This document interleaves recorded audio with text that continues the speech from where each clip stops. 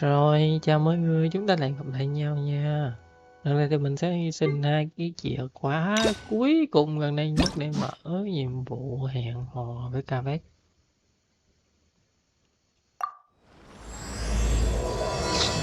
Đây, chúng ta sẽ cùng xem hẹn hò với bạn ấy. Đầu tiên thì sẽ trở về Sumeru để gặp bạn ấy trước nha. Nhưng mình cũng rất mong đợi vào câu chuyện này nha, mọi người hãy cùng đón xem ha.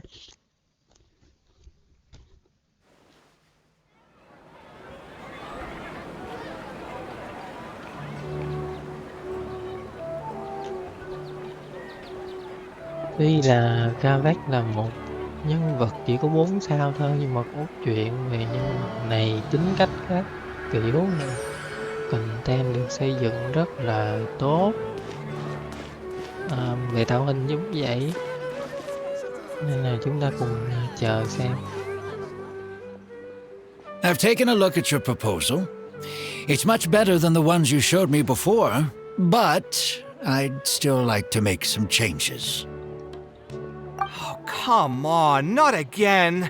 Isn't this the 6th proposal I've shown you? What's your issue this time? It's a bit hard to put into words, but the design still doesn't look quite right to me. Trời đất ơi. I have to say, that's a terribly vague and unconvincing explanation. Please enlighten me. What would feel more right to you?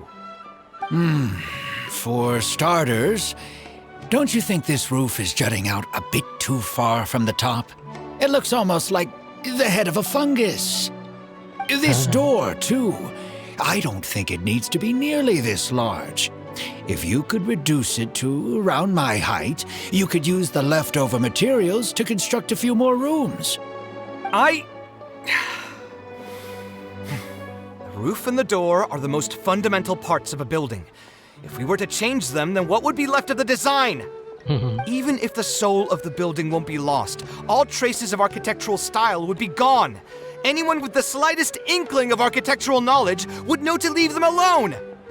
Oh, I understand the principles of what you are saying, of course, but the truth remains that I'm still a bit unhappy with the design as is. Is there anything else that you can do? Oh, actually, I just got an idea. Can we get rid of all the extraneous sections on the roof so the whole design will just be one vertical structure, similar to that of a tree trunk? What? Don't architects often say that symmetry makes everything more balanced and pleasing to the eye? This way, the proportions will be completely balanced.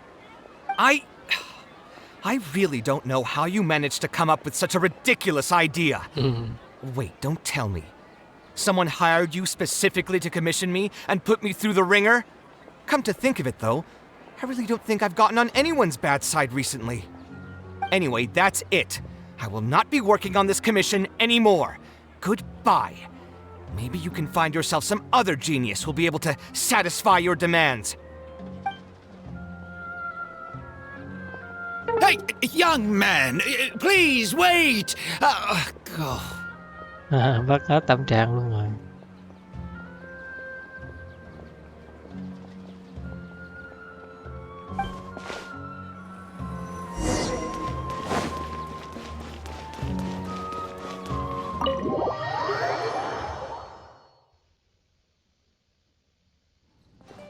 Rồi nằm khóc à hả?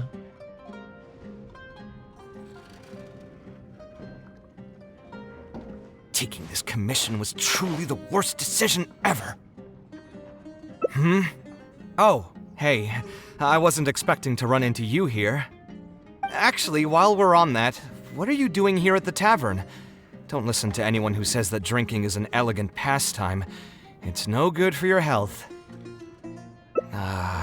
So you saw all that, did you? Ugh, I thought I was in the clear. I made sure to double-check that nobody I knew was around. Anyway, thanks for looking out for me. Honestly, it wasn't that big of a deal. I'm used to it by now. Stress is just an inescapable part of being a working adult. Boss, I'll have a glass of wine, same as last time. Do you want something too? I'll put it on my tab. Wine and a glass of juice coming right up.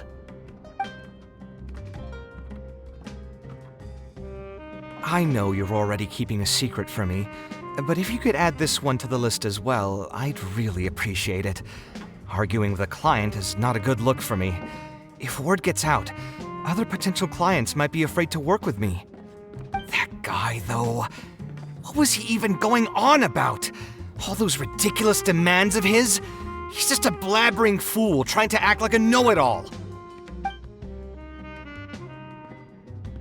Another glass, please, boss. I'm not leaving today till someone has to carry me out. You've got it, sir. I gotta say, though, it almost feels like you're saying that every other day now. It really is every other day that you'd run into a client who knows nothing about construction requirements or architectural style. If this was in the past, I'd never have gone through 6 whole drafts trying to accommodate the client's preferences. But perhaps getting used to this just means that I've grown numb to it. I've worked on so many projects since graduation, and none of them have been approved at the first pass. I would spend a lot of time altering my designs, and by the time the clients were finally satisfied, all my passion and enthusiasm would be gone. It feels like I'm straying further and further from my artistic vision with every change I have to make. I suppose, though, that just sticking to your guns and completely disregarding other people's feedback would also not be a good thing. All of this makes for a real paradox, one that particularly crops up in my work, too. In the end, what is the true meaning of art? Should I see it as a divine gift of inspiration from the gods, or an expression of the light of my own wisdom? Here's your drink. How are you already spouting nonsense after just one glass? Your tolerance is usually much better than that. Boss, what do you think is the meaning of art? The meaning of art? Really, my friend, who in Sumeru understands art better than you? Anyway, I don't know about art, but I do know that I'm interested in business, and some patrons are waiting to be served. So, you'll have to excuse me for now. Just holler if you need anything. What do you think, traveler?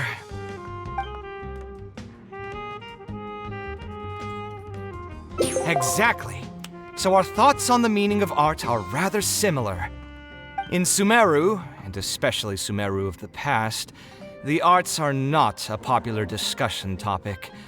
Trying to talk about the arts is basically the key to killing any conversation.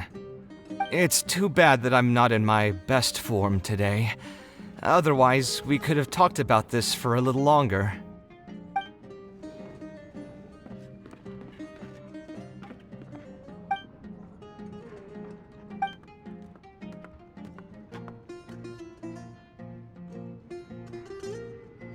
Sounds great to me. I don't even want to think about this project anymore. But what should we do?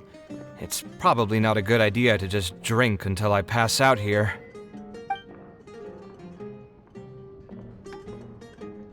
Huh? Where did that come from? I mean, it's not like it's some kind of secret. You probably already know some bits and pieces of my past. My mother is also an architect. I've always adored her drawings, and when I was young, I used to sit next to her and watch her bring all kinds of buildings to life on paper. You could say my interest in architecture just naturally grew with time. Perhaps. In fact, I have also seen my mother argue with her clients, but she would always quickly find the motivation to return to her work. Unfortunately, I've barely had any contact with her since she remarried and moved abroad. Even if I wanted to ask her about her ability to stay positive after an argument, it would seem rude to barge into her life again over something as trivial as that. I did remember something else, though. When my mother left, she only carried some small personal luggage with her. She left most of the belongings in the house to me. At the time, she even told me that it would be great if I could learn a few lessons from her life experiences, so my life and career could go a little more smoothly. I hadn't quite come to grips with my emotions, and didn't really have it in me to go through any sentimental items. So I just packed anything with memories away in a box and haven't reopened it since. It's been a really long time. Now that so many years have passed, maybe I have finally developed the maturity I need to face those memories without losing my mind. Yeah, I should dig it out and take a look. Ai, buồn thế. Mới giờ đầu câu chuyện một lòng sad rồi đó. Thật là sad quá đi, so sad. Huh? Sorry, I've had too much to drink and wasn't thinking clearly. Sad. You're right. I should do these kinds of things with the support of a friend. Speaking of that, I can call you a friend now, right? Either way, thanks for reminding me that I can invite you to come along. Had I just gone back by myself, it would have looked like I'm deliberately trying to keep things from you. Thinking too hard about the words is giving me a headache, so I'll just give it to you straight. Thanks to your advice, I have decided to put my current projects on pause for now, and spend some time trying to rekindle the passion for my craft. If you want to stick around and see how this will turn out, you'll be sure to encounter some bits and pieces of my past. Do you think you'd find that too boring? All right, then let's head back together. I mean, you already know where I live. Who knew that the day would come when I too would have some friends over? Let me see. I should have tidied up the place before I left the house this morning. Alhaitham shouldn't be home now either. He's usually in the records room at this time of the day. Anyway, there's no more time for drinks. I'll go take care of the bill. Còn tiền không mà trả trời.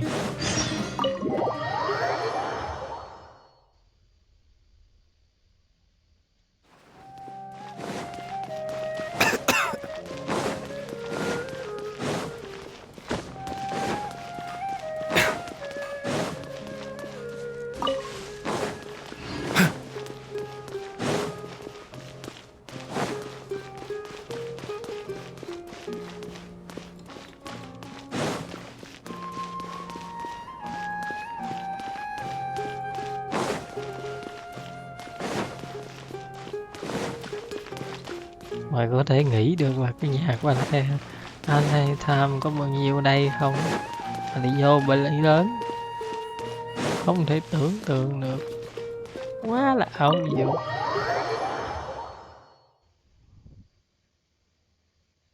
Alhaitham isn't in, so feel free to sit wherever. I'll bring out the box.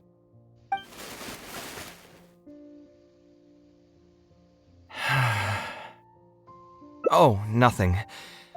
I just didn't realize how much time had passed. The box is... I'm happy for her. I hope she'll be able to find happiness there. She raised me all by herself after my father passed away. It definitely wasn't easy for her. Anyway, enough about that. Let's see what I packed into this box. What are all these things? Oh, I remember now. This is a drawing I made in Port Ormos. Obviously, I wouldn't call it anything special now, but I was less than 5 years old when I made this drawing. That's more than 20 years ago. You could say it's pretty good for a child of that age.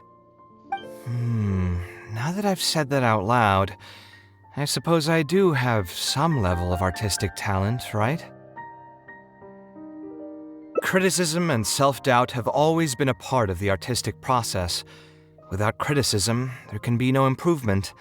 It's normal for me to question my abilities from time to time. I admit that I may have spent a little too long questioning myself this time around, but as you know, the heart tends to dwell on whatever it pleases. Anyway, never mind. The more I talk about it, the less confident I feel. Let's see what else we have in the box. My building blocks!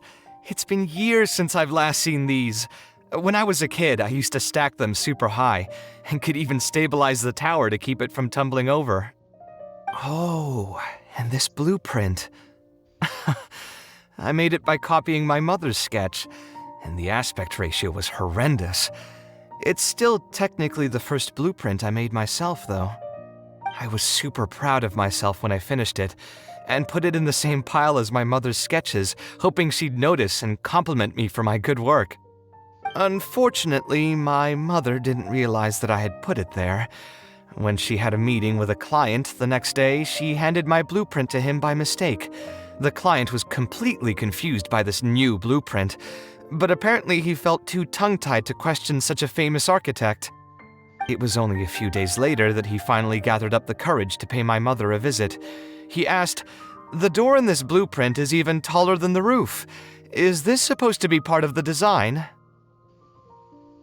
My mother took me with her to personally apologize to the client several times. She didn't scold me about it in private, though. Instead, she went over all the steps required to draw a good blueprint and was very patient throughout the whole process. I still remember it like it was yesterday. Let's see, is there anything else left in this box? This is my mother's notebook. She used to write and sketch in it all the time. When I was a child, I used to be super fascinated by this notebook, and always pestered my mother to let me read it. After asking her a few times, she told me that I could read it as long as I could guess the password. Wonder why she didn't take this notebook with her. If only I could. I never managed to guess the password. Hey, it's not a matter of time, it's a matter of inspiration. That's what we need to guess the password. Who knows, maybe this time something will click in my head, and the answer will just present itself. Let me think. What could it be? I could tell what you were thinking. Don't worry, I tried all the easy guesses a long time ago. I've tried my name, my father's name, my mother's name, my grandparents' names on both sides, and all of our birthdays. I've tried every name and number remotely related to my family. I've even tried stuff like love you Kaveh, take care, and yours truly. I've tried every cheesy phrase and well-wish in the book, but this lock has refused to budge. I wouldn't try that route again. I have a hunch that it won't be that simple. Also, if she really did use something like that, she'd never hear the end of it from the folks over at Haravatat if they ever found out.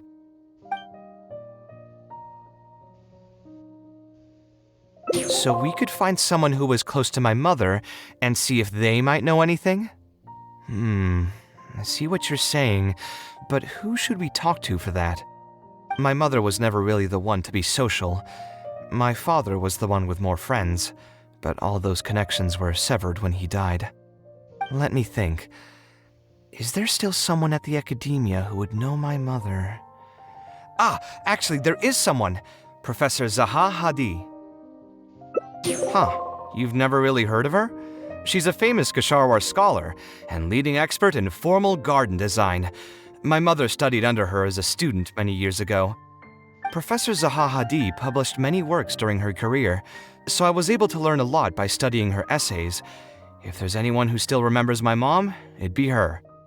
She's older now and is no longer teaching at the academia. But if I remember correctly, she spends most of her time around the Bimarstan area. Let's go take a look. We might run into her if we're lucky.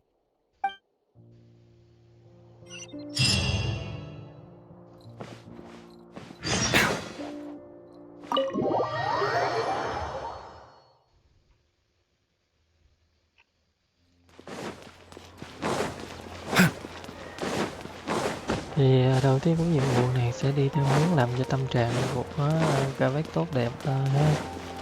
Sau đó thì chúng ta có thể thử một số cái cục khác.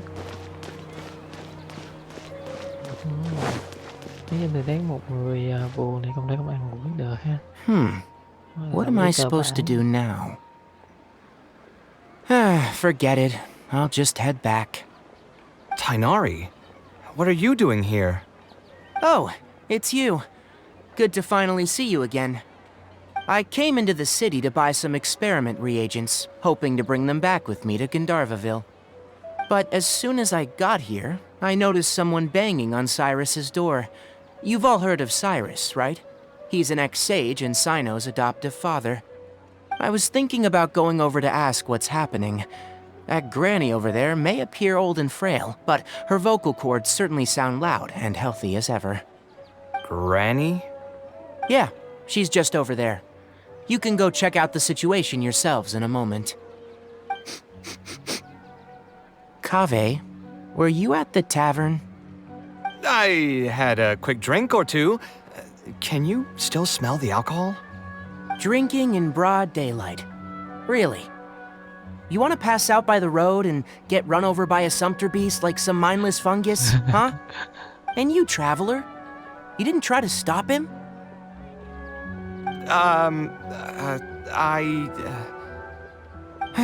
You look like a wreck, Kaveh. What happened? Are you feeling down again? You know what? I'm hosting a meal at Pardistii tomorrow evening. Do you want to come? Huh? Oh, I had no idea. Let me think for a moment. I'll come if I can find some time. All right. Then I'll plan on reserving 2 seats for you. I'll be heading back to Gandharvaville for now. I have a feeling that argument over there is going to continue for quite some time. It might be best if we don't get involved. A granny who lives nearby. Let's go take a look.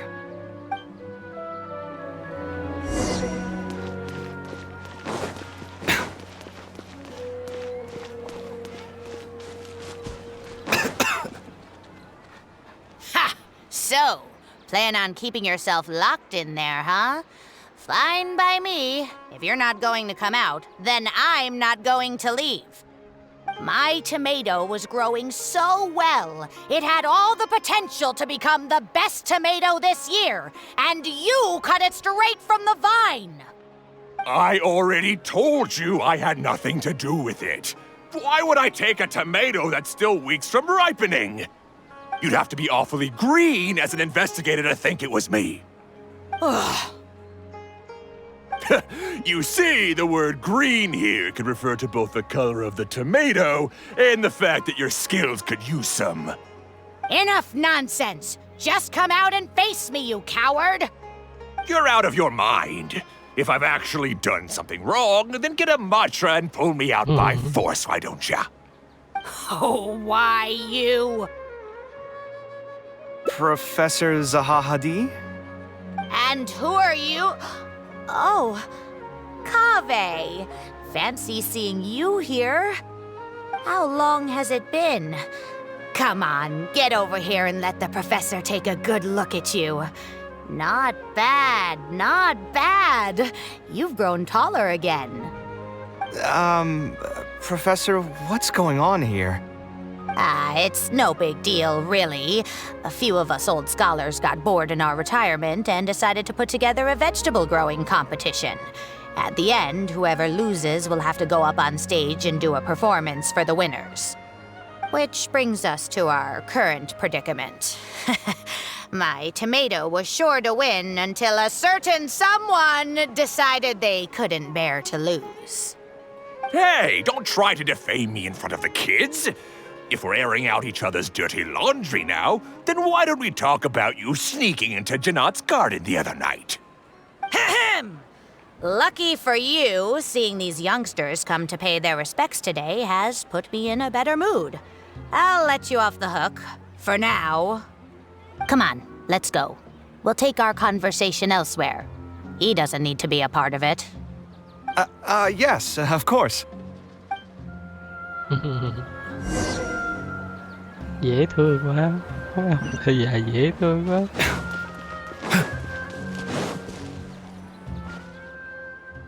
Is Faranak still doing well? Yes, as far as I know. She left for Fontaine some time ago and started a new life for herself. She's still doing work related to architecture, though. Ah, yes. I did hear about that. Did that upset you at all? No, not at all. She's already sacrificed a lot raising me as a single mother. That's good to hear. Your mother did struggle quite a bit those few years. It's probably a good thing that she found a new place to call home. Sometimes I wonder if things were harder for her because she was so beautiful. People were always drawn to her beauty first, only to realize she had a sensitive and vulnerable heart underneath. She was still quite young when she first joined my class as a student.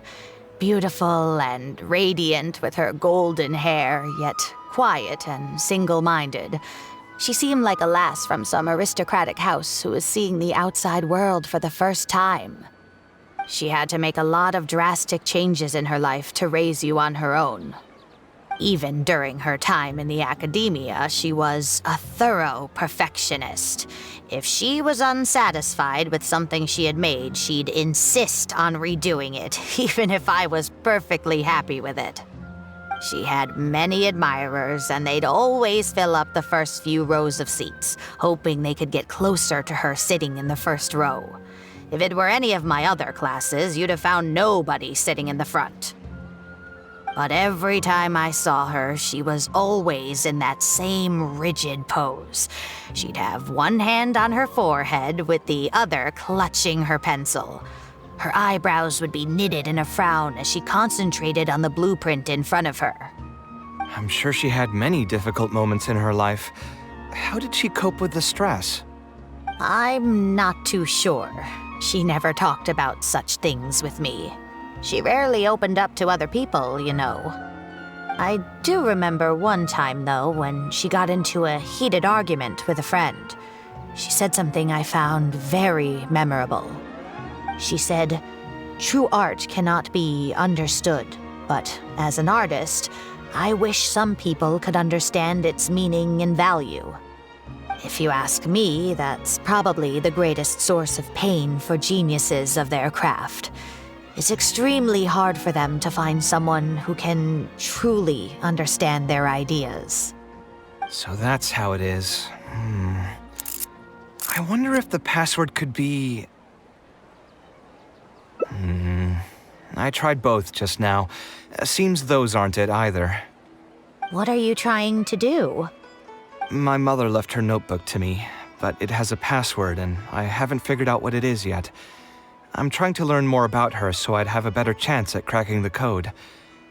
Thank you for all that you told us. It's the least I can do.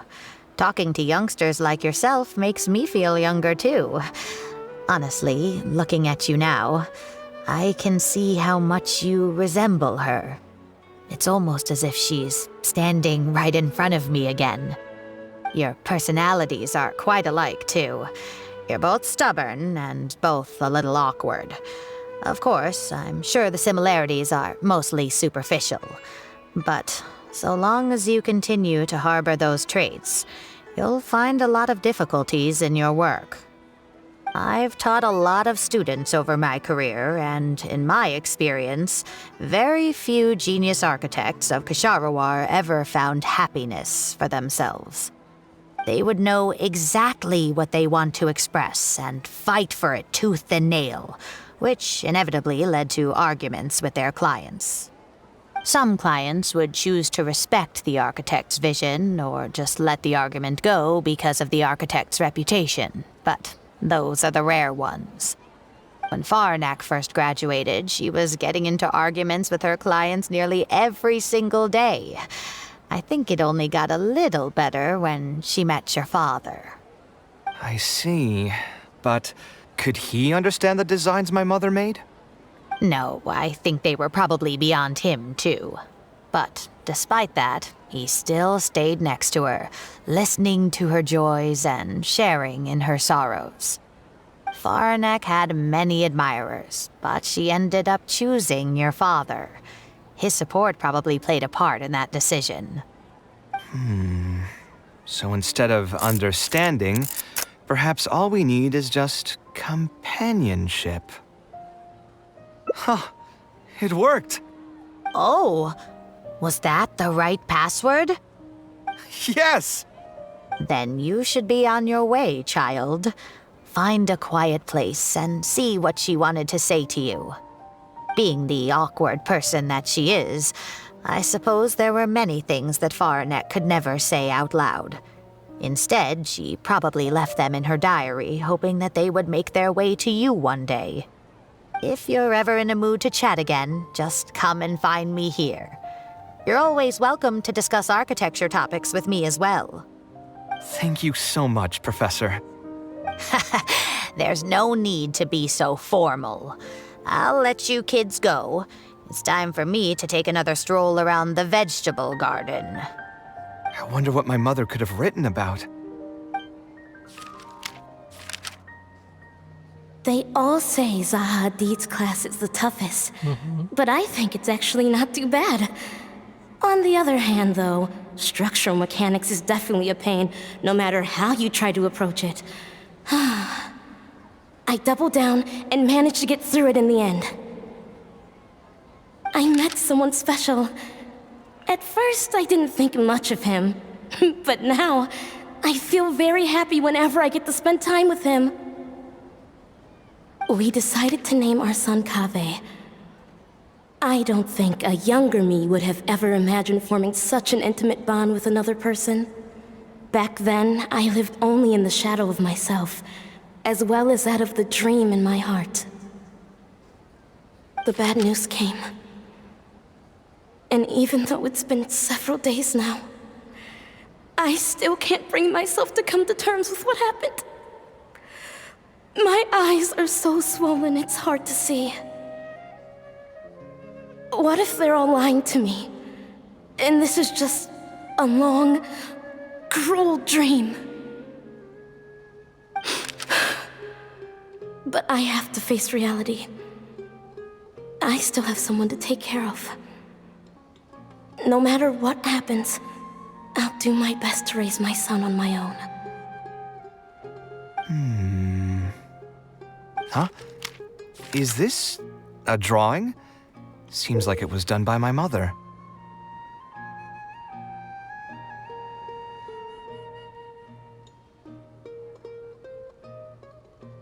This blonde man was probably my father, but who are the other people in the picture?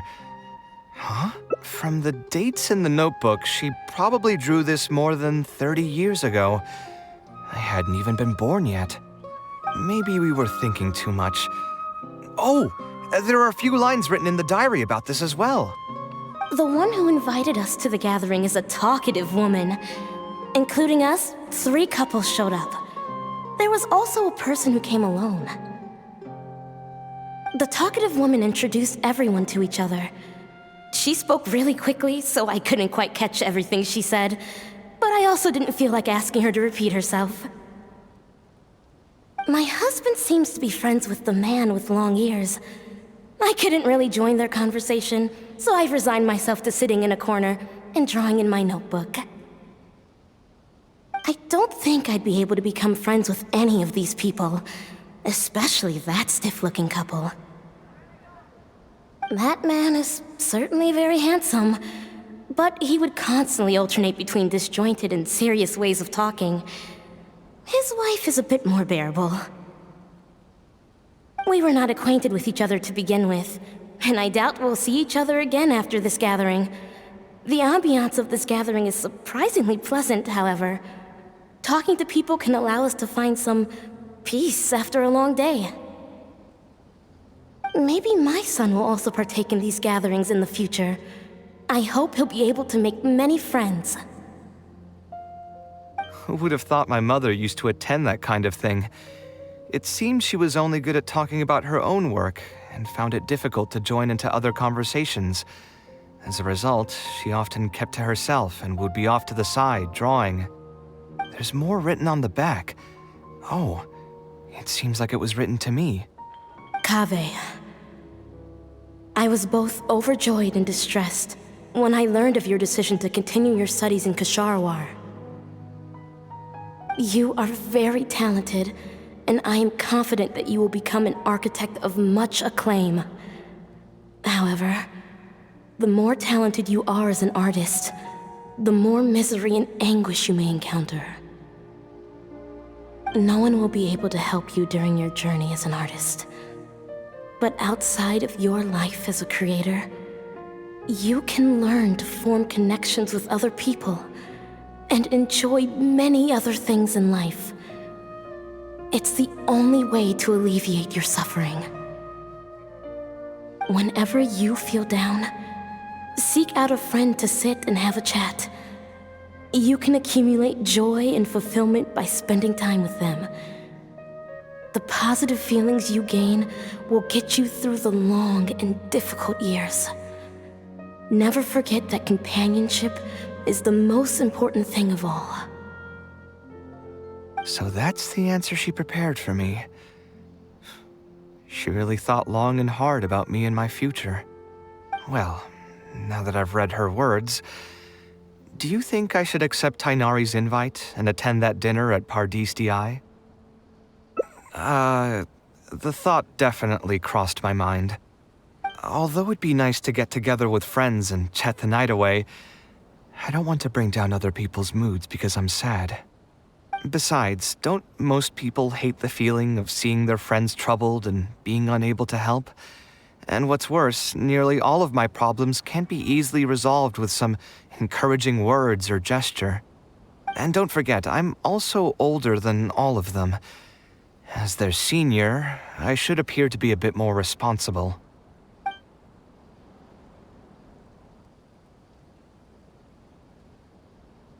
You're not wrong, but I keep feeling like I haven't really helped them much in return. Wait, do you mean it? You're not making fun of me, are you? I've gotten so used to sarcasm that I can't tell what's genuinely a compliment anymore. Wait, by fun, did you mean... You know what, I'm not going to overthink it. I'll see you tomorrow at Pardis-Di.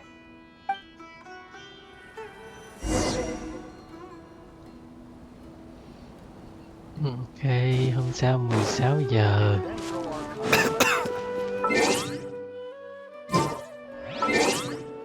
Chúng ta quay thời gian đi ha.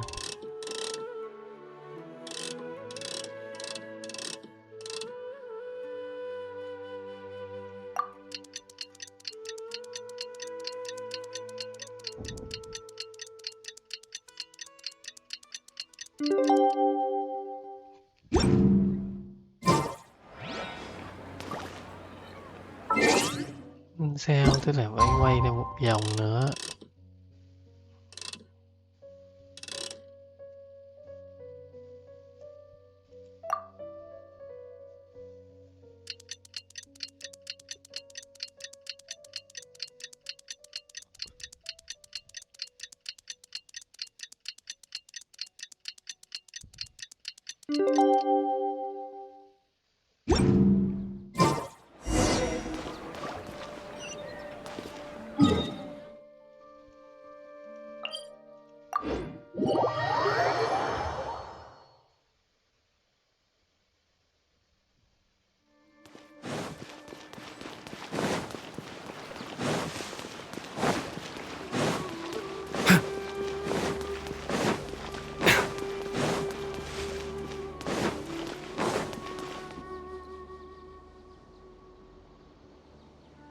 Alhaitham also got my invite, right? Will he be coming to join us? That guy? He's never been a fan of social gatherings. I wouldn't get my hopes up if I were you.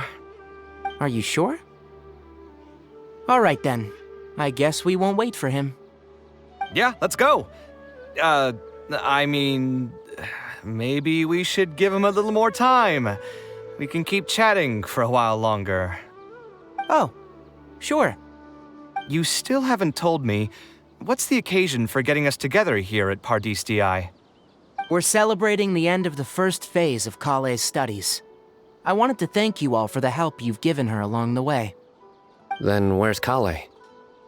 She said she wanted to show everyone a bit of what she's learned, so she's still doing some last-minute prep at home. She'll be here shortly. Anyway, let's get started.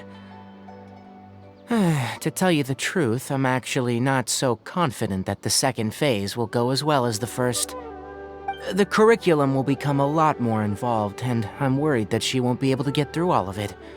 I was hoping we could brainstorm about it together before she gets here. I knew this wouldn't be just a simple free dinner. Is that why you also invited Alhaitham? Yes, I thought it would be good if we could all put our heads together about this. Anyway, let's take a quick trip down memory lane. What did you guys do when you ran into a problem that you didn't know how to solve? Or got assigned a project that you knew you weren't gonna finish on time? Never happened to me. I'd just pull another all-nighter.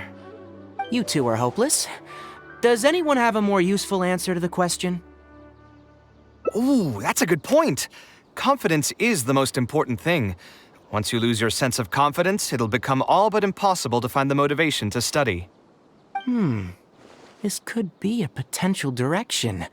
I have already redesigned the literacy curriculum, and I was originally hoping to ask Alhaitham for his opinion, but...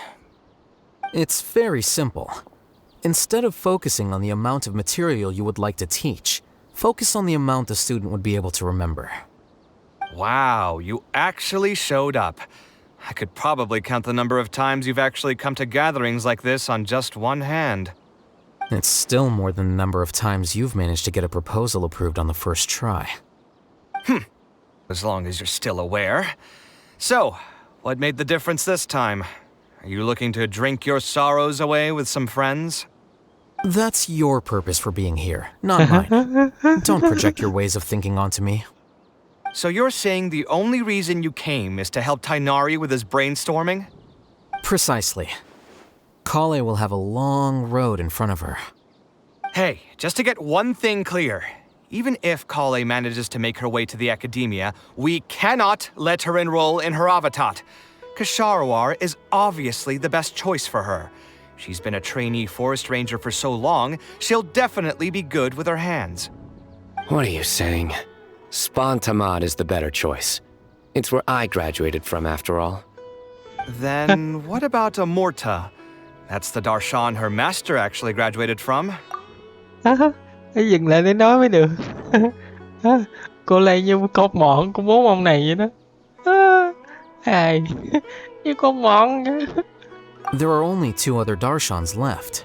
We might as well select all of them on her enrollment application. I'm trying to have a serious discussion here.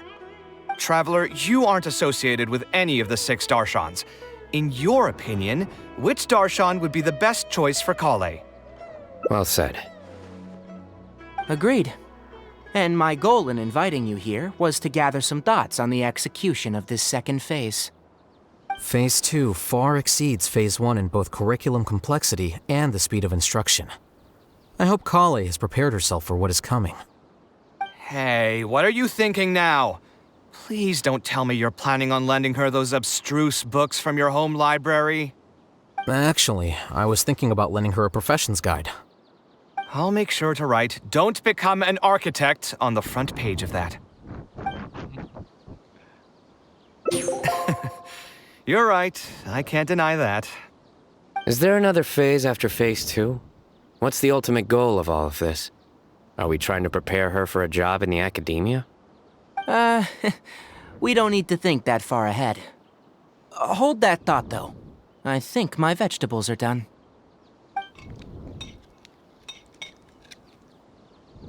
I'm telling you, that client had no idea what he was talking about. No matter what I did, he had something bad to say about it. Have you considered finding another client? They're all the same. I haven't had a good night's sleep for months now.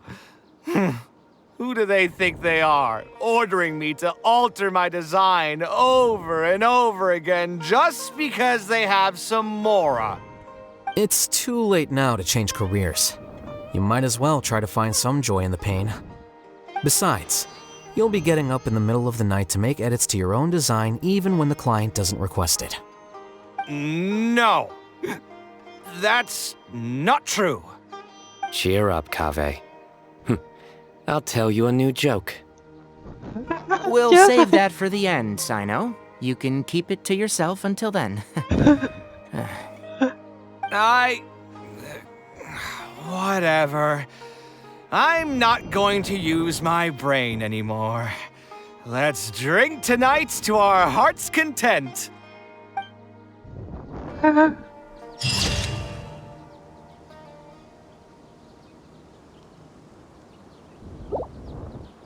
Ok, một kết cục đã qua. Nhiệm vụ này có nhiều triển vọng tiến bộ hơn nhiệm vụ với Layla ha. Nhiệm vụ đó mình buồn ngủ theo Layla luôn á.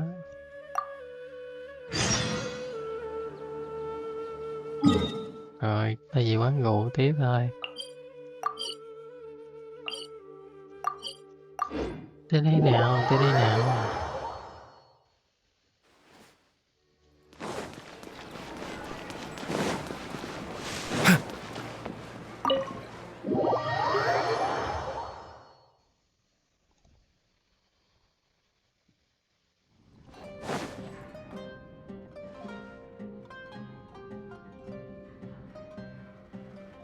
Taking this commission was truly the worst decision ever.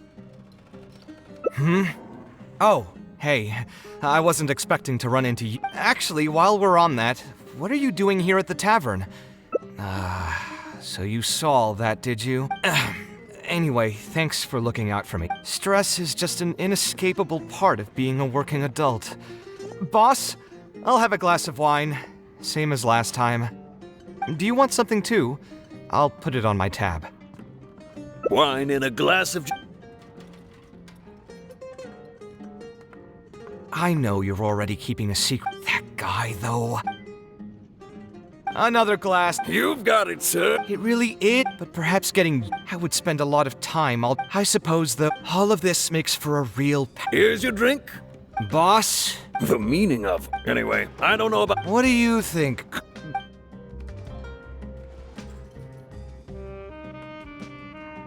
Yes, art shouldn't be self-indulgent entertainment saved for the elite. Let's say that I built a house for someone. If they don't like how it looks, then no matter how brilliant it may appear to me, they won't be happy with it. The problem is that it can be very difficult to get validated by others. I could compromise my personal standards to accommodate my clients, but often that just means creating a final product that I would struggle to look at.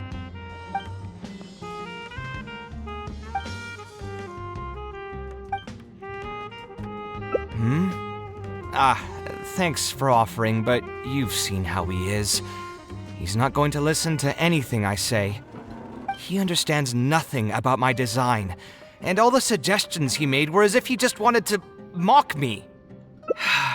You mean, if I managed to get him to see things my way, then this project would also gain recognition from many people? Exactly. You've got a point.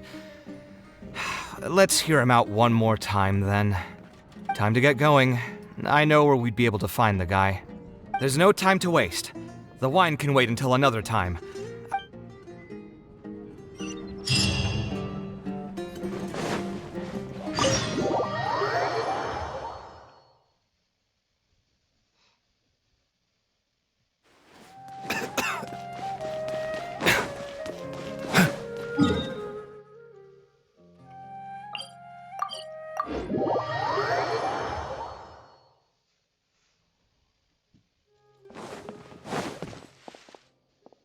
Kaveh, what are you doing here? I've changed my mind. I was overreacting earlier. Can we try discussing the project some more? My apologies as well. Now that I think about it, some of my requests were indeed a bit unreasonable. If I choose you to create the design for my project, I should have a bit more faith in your vision. Thank you for understanding. Mutual trust is the basis for good communication. Now that we've got that out of the way, I think we can have a more productive conversation. To be perfectly honest, your commission request has been the most peculiar one I've ever received. Even now, I still know nothing about the building's intended purpose. All I know is that you want to build something in the desert for public use. I am aware that overly specific requests will restrain the architect's artistic freedom. However, knowing nothing about the intended purpose of the building also means I have no idea if I'm on the right track.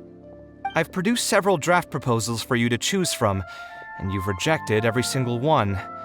If we don't get on the same page, it could be a decade before we can finally break ground on this project.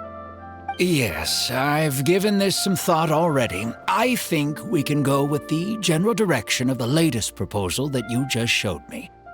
It's just... Just what? Putting the building design aside, can we get some less expensive materials for the floor tiles? Yeah, I know someone in the business, and the red bricks he sells can go for pretty cheap. The timber here as well. We should be able to find some substitutes. Please give me a moment. My head's starting to hurt again. Just please hold on for a second. So, let me get this straight. You want to reduce the cost of the project, right? But if we implement your suggestions, then I'm afraid we have to scrap the entire design. Architectural design cannot be neatly split into discrete parts. Any change to one part of the design will affect the quality of the whole thing. I decided to utilize high-end timber for this section because the weight-bearing structure requires the supporting materials to be durable and strong. Same with the tiles. Switch them out and the entire mural will have to be redesigned. More importantly, if we make such a change, both its practical functionality and aesthetic value will take a great hit. If all you need is a building with a roof that can keep people dry in the rain, you shouldn't have commissioned me. Many architects would be able to build you one of those while charging far less in commission fees. Actually, Please tell me, are you absolutely sure that there's no room for any changes in this draft of the design? I think the most important thing for me is to understand what you would actually like to get. If you could tell me more about your vision, I might be able to work with the design some more. You are the client, after all. You should have the final say on how the project turns out. I want to build something unique. Something quiet and warm inside. A refuge that can block out the world outside. I want all who enter this building to be able to temporarily forget everything that's going on outside of the building and just focus on their task at hand. That's a bit more information than last time, but it's still extremely vague. To put it another way, every rich person who wants to build a mansion for themselves would request something like this. We've gone through many proposals, and this draft is already the cheapest one. Cutting costs by substituting building materials will not only detract from the overall effect of the building, it also won't save you much more in the grand scheme of things.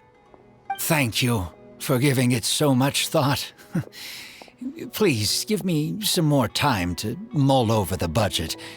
I'll get back to you once I've figured out a solution. I still have a few business meetings that I must attend, so I'm afraid I'll have to leave for now. You can just leave the proposal as is. I'll get in touch once I've given it some more thought.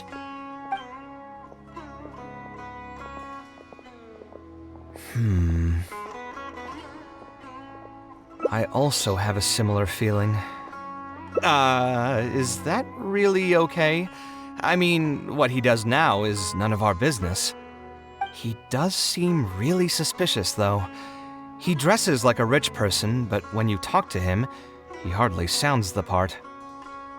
That's actually pretty common. Not all rich people are spendthrifts. Many are just, as if not more, stingy than him. The more mora some people have, the more they love interfering with people's lives, like constantly reminding you to pay back your debts, or hinting every other day that it's time for you to pay rent. Actually, now that I think about it, I'm not even sure this person really wants to work on this project with me. Putting his vague requests aside, he's still finding excuses to procrastinate even when we've decided on a plan. Who knows how long construction will take if he keeps delaying things like this? We should find him again and get some clearer answers. The sooner we can break ground on this, the better.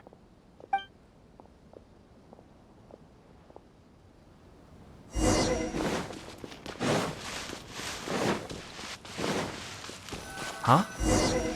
Where did he go? I could have sworn he went this way. Let's keep looking.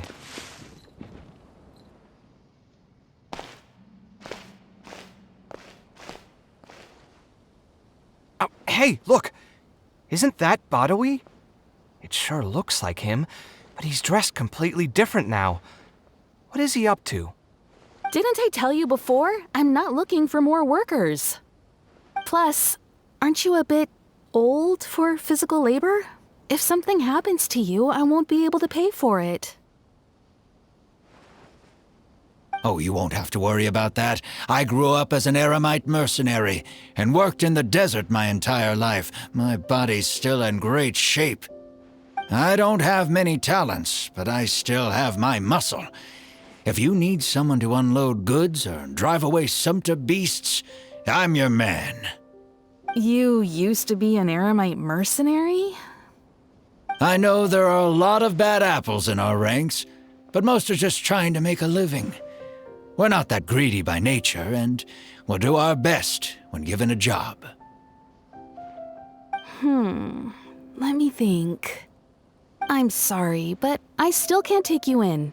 I don't have any open positions right now, and don't have the Mora for anything more. How about this? Why don't you try your luck somewhere else? Okay.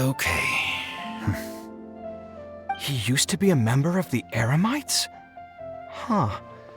From the way he was dressed, I would have thought he was a merchant from the rainforest. Let's ask him about it.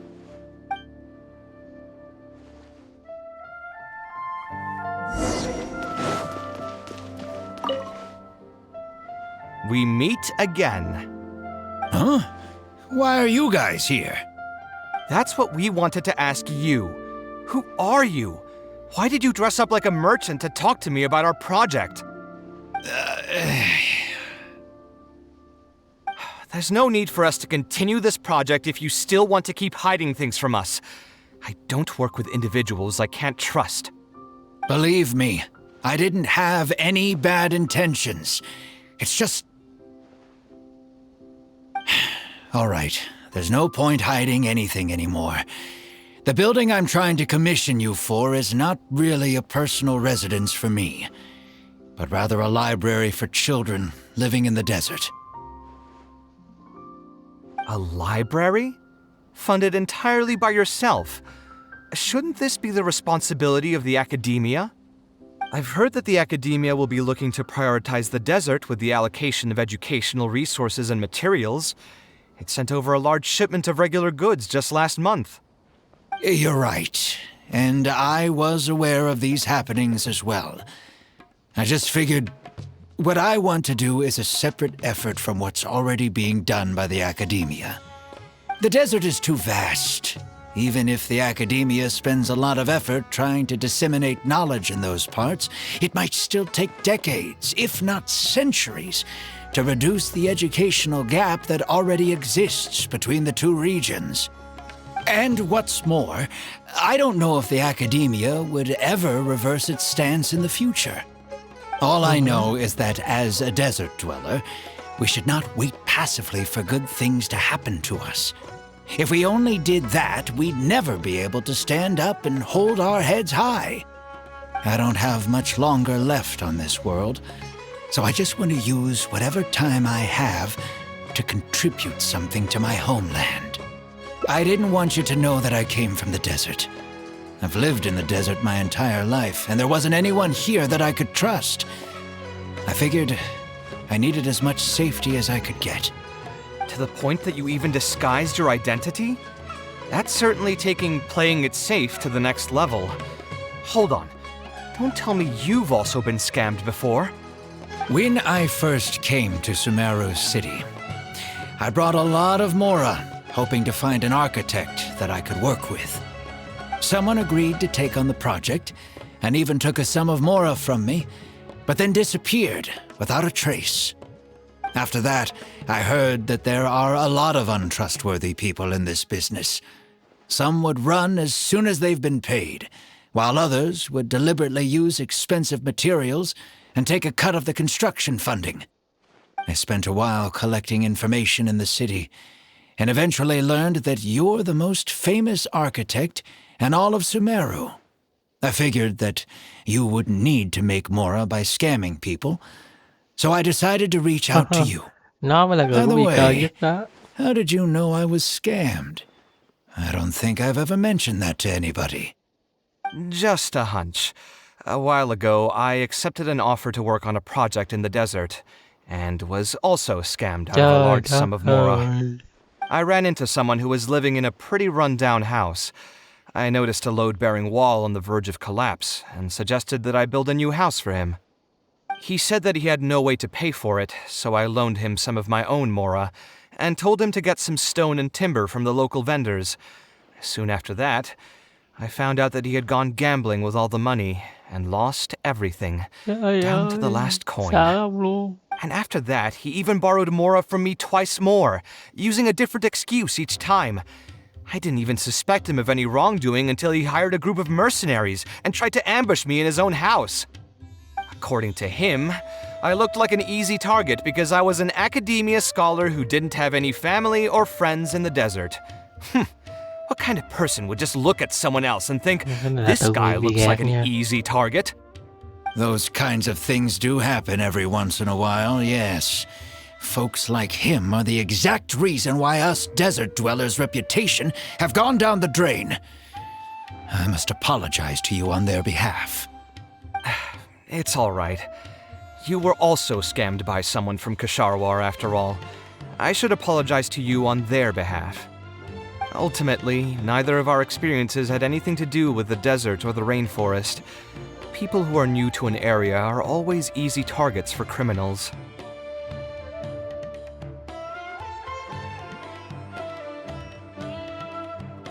Yeah, you'll find both good and bad people everywhere.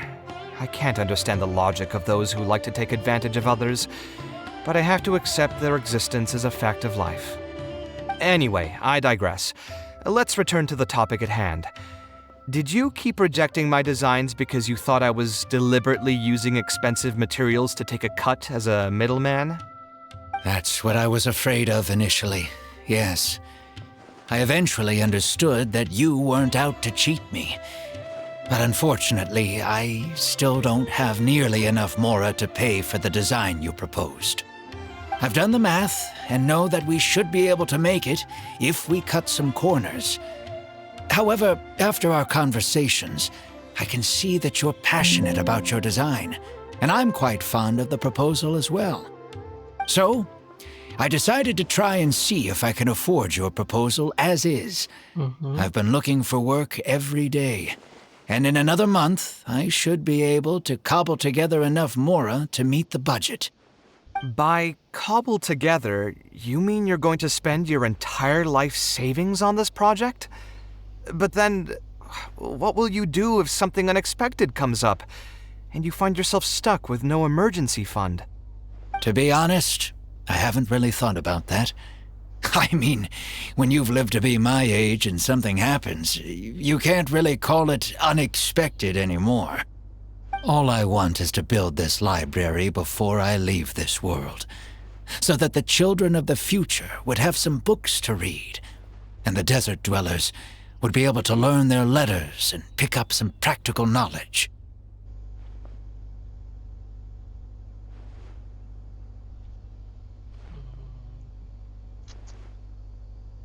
Gia đồng bệnh tương lân. Tôi còn tưởng ông này cáo già thế nào. A while ago, I heard that the Academia had decided to recruit a number of exceptional children from the desert. Of course, this is welcomed news. But as someone who spent their entire life in the desert, I still have a few concerns. I know the desert life and can predict what the problems will be. Many children from the desert have had neither the interest nor the proper environment to learn. So even if the Academia would take them in, once they enter the halls, they might find themselves surrounded by other children who look and act very differently from them. And as a result, they might become socially isolated. Yes, I can imagine that. My father passed away at an early age. Even though I had a good number of friends during my years at the Academia, for some time I still sensed many critical looks in my direction. I'm sure a child coming all the way from the desert will have an even harder time.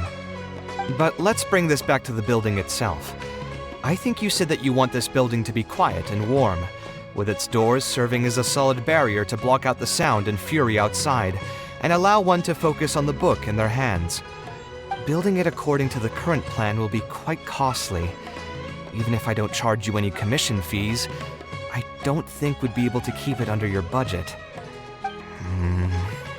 Any ideas on what we can do? A slightly different style. Give me a minute. Most architects would probably prioritize cutting costs and removing extra features in this situation. Indeed, converting the building into a simple bungalow would solve most of our problems. However, I do not think this would be the best solution. While it's true that the aesthetic value of a building is often viewed as an afterthought, neglecting it has some long-term negative consequences. It is especially undesirable in this situation, as the library will serve a high number of children, many of whom would have never been exposed to structures that may be considered elegant or beautiful. To completely give up on the more aesthetic design would mean stripping the children of an opportunity to appreciate the beauty of architecture. I share Badawi's sentiments in wanting to preserve a more complex design. However, if we can reduce the ornate aspects of the design while maintaining its fundamental elegance, which is to say we won't touch the arches and stone pillars but make changes elsewhere, this is definitely a first.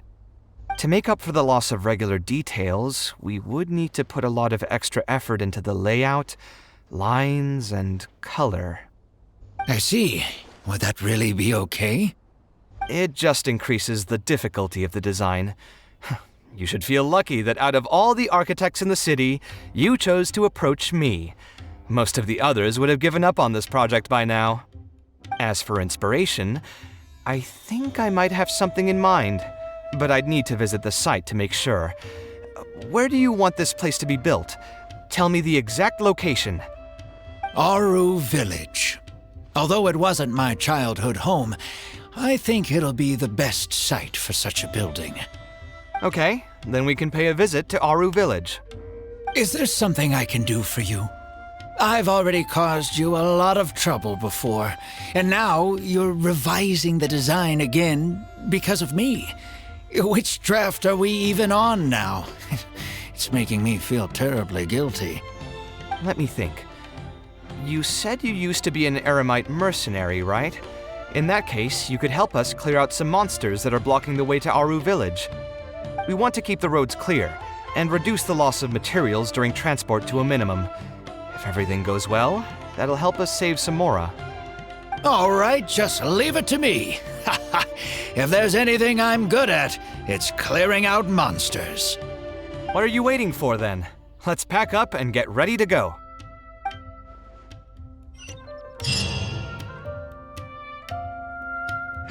Ok, trời ơi, nghe ông thuyết trình nguyên một bài.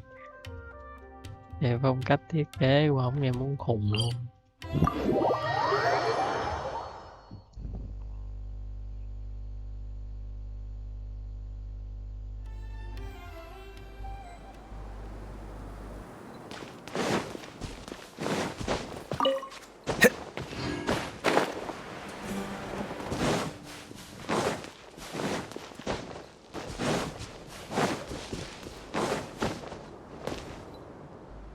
Most materials going from Caravan Ribat to Aru Village would pass through here. There are a lot of monsters out here today. If you find it hard to keep up, just let us know. Oh, don't worry about me. This is nothing. I'll be careful, though, and you should do the same.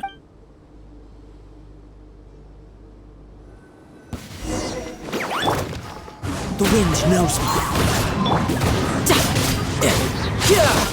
No time to lose. Shouldn't let your guard down. One with nature. The doctor will see. Scanning.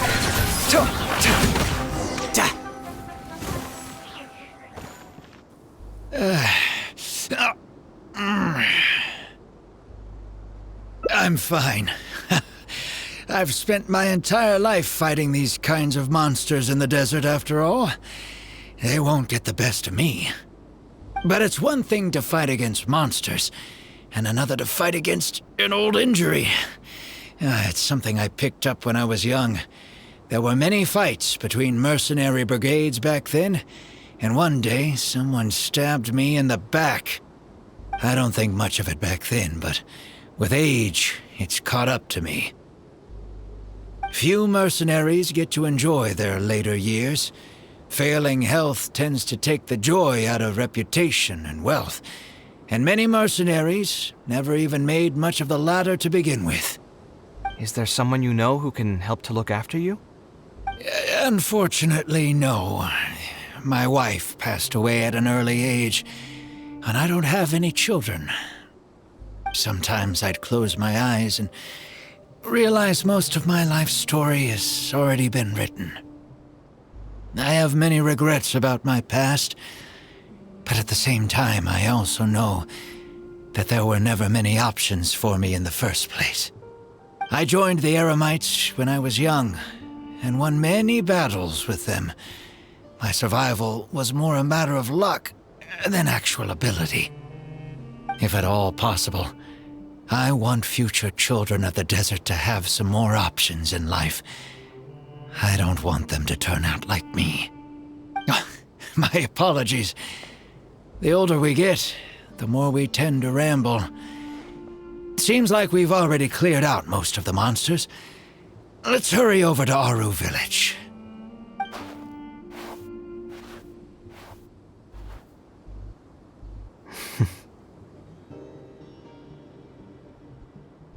I think it's really admirable of him to spend his whole life savings on people he's never met. Maybe he's doing this out of natural kindness, a kindness that hasn't been eroded away by the struggles of his life.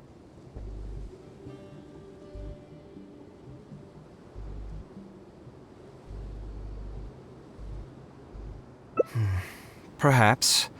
To clarify, though, I don't think I'm quite the same. Some people call me an idealist. I do have some sentiments of that general persuasion, such as wanting everyone to be able to lead a happy life. But my situation is more complex than that. In the beginning, what drove me to harbor those thoughts was less idealism and more a desire to make up for a sense of guilt. When I was young, I impulsively encouraged my father to take part in the first Inter-Darshan Championship, hosted by the Academia. He set off confidently hoping to win something for me, but failed to clinch the title. What's more, he fell into depression after the competition, and requested to join an investigative research project in the desert. I never saw him again. Word has it that he got caught in quicksand. Even if other factors may have contributed to his death, the fundamental cause still circles back to me. I started doing many things in life because I wanted to make amends. Even in cases where I couldn't do something for a specific person, I still did whatever I could. I think I just wanted to make myself feel a little better. At this point, even I don't know. I've tried self-reflection, but it didn't help. I can't seem to walk away from many things that I see or hear about, even if they don't directly concern me. And I can't quite pinpoint the source of it. Maybe it's just like what those Vahumana scholars often say. It's hard for people to truly understand themselves. I could be doing things out of endless guilt, or I could be doing them out of a strong sense of empathy. It could even just be a matter of conceit. The potential motivations could number in the dozens, but the actions they result in are the same. Anyway, I suppose I don't really mind being called an idealist. They also use that term to describe my father. It seemed to carry fewer connotations back when he was around. I've known Alhaitham for many years now, and discussed my ideology with him for nearly as long. Maybe argued is a better word for it. He told me a long time ago that no matter how strong of a swimmer you may be, you'll still get dragged under by the others who are drowning once you run out of stamina. He believes this is the fate that awaits all idealists. I still believe I should live by my ideals, and I've given him countless reasons why I think it's a good idea to do so. Perhaps my ideals are flawed, but are there really any perfect things in this world? Unfortunately, he remains unconvinced. His personality is the exact opposite of my own. If someone happens to drown next to him, he'll most likely stand on the shore and mumble something along the lines of respecting other people's fates. But as you can see, I'm not the only idealist in the world. Just as there are different seasons, there are also different people. There are many others who will continue to care about the fates of those who are not directly related to them. And when I finally run out of stamina, someone will also reach out and bring me back to shore. Someone will help me, right? Yes, I've already been helped like that before.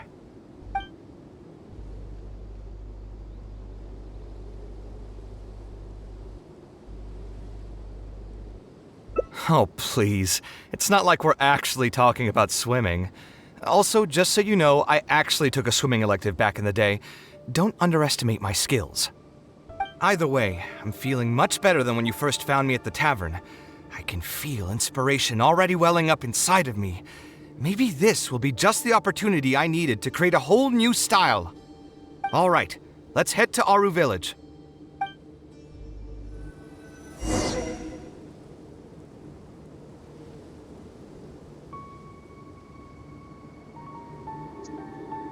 Ok, rồi đến làng thôi. Nghe tâm sự của hai người đàn ông rồi đó, thật là mệt mỏi.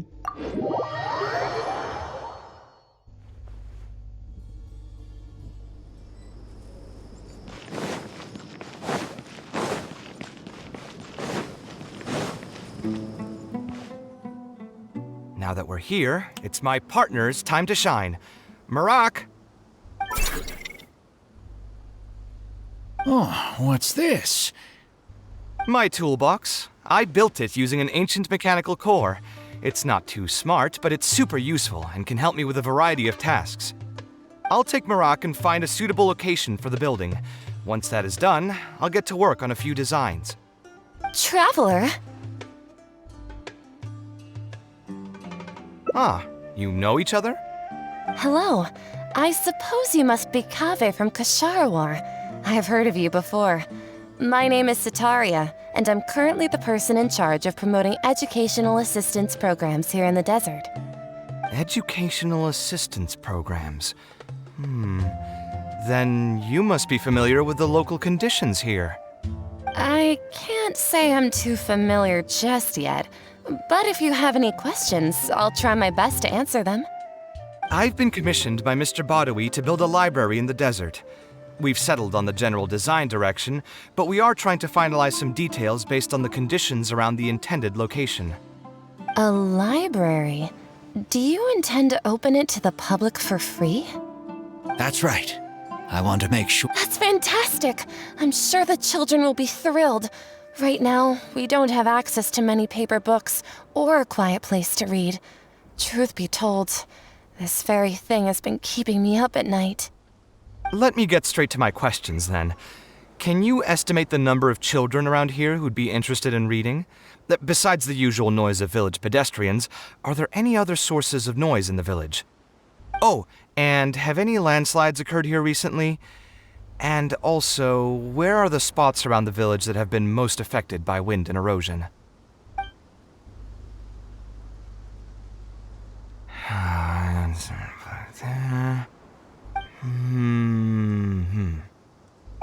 All right, that should be everything. Badawi, let's go over the budget again. We'll keep the building structure the same, but make the place a little bigger, so it'll be able to hold more people and get better natural light. The parts of the project that cost the most will be the insulation and ventilation materials. I'm sure you understand, no one likes to read in a place that's hot and stuffy. I want to make significant changes to the arrangement of the bookshelves, tables, and chairs. I'll go over the specifics of that shortly. I have two plans in mind. Both are pretty minimalist in style, but will provide a very different ambiance from the world outside. Our final cost should be around 70% of the last figure I quoted. The whole thing should take around half a year to complete. Marak has produced a sketch for all of you to see. If everyone's okay with it, then we'll proceed with that as the formal plan.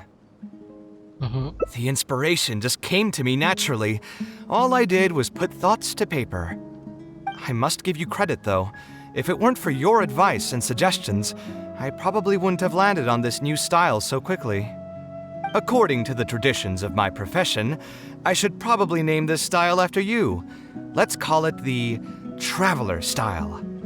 In the meantime, let's look forward to the day when this building is completed and can finally open its doors.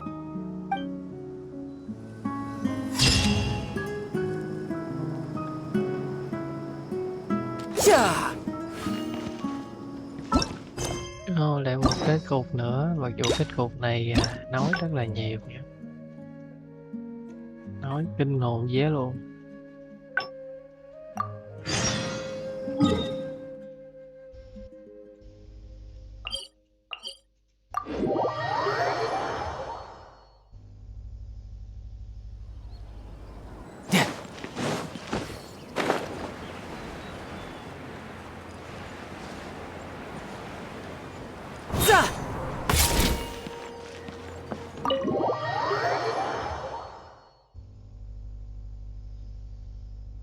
Alhaitham isn't in, so feel free to sit wherever.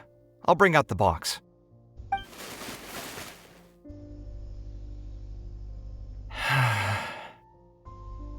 Oh, nothing. I just didn't realize how much time had passed. I'm happy for her. Anyway, enough about that. Let's see what I packed into this box. What are all these things? Oh, obviously I wouldn't... Now that I've said that out loud, criticism and self-doubt have always been a part of the artist. I admit that I may... my building Oh, I was super proud of myself when I finished it. Unfortunately, it was only a few days later that he finally gathered... My mother took me with her to personally... She didn't scold me... Let's see, is there anything else left in this box? Huh. This is my mother's notebook when I was a child. Huh. Wonder why... If only I... Hey, it's not a matter of... Who knows? Maybe this time something will click in my... I could tell what you were thinking. I've tried my name. I've even tried... I wouldn't try that... Yeah, you're right. Although I was hoping to find some words of wisdom from my mother, if I stop and think about it, her words may not be the advice that I need to hear right at this... Everyone's life journey is different. Traveler, you've visited many lands and met many people, so I'm sure you've run into I just got an idea, though. What do you think? I'm glad you agree.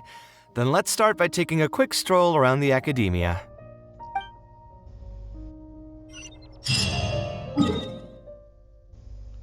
Đi dạo thôi, đi dạo thôi.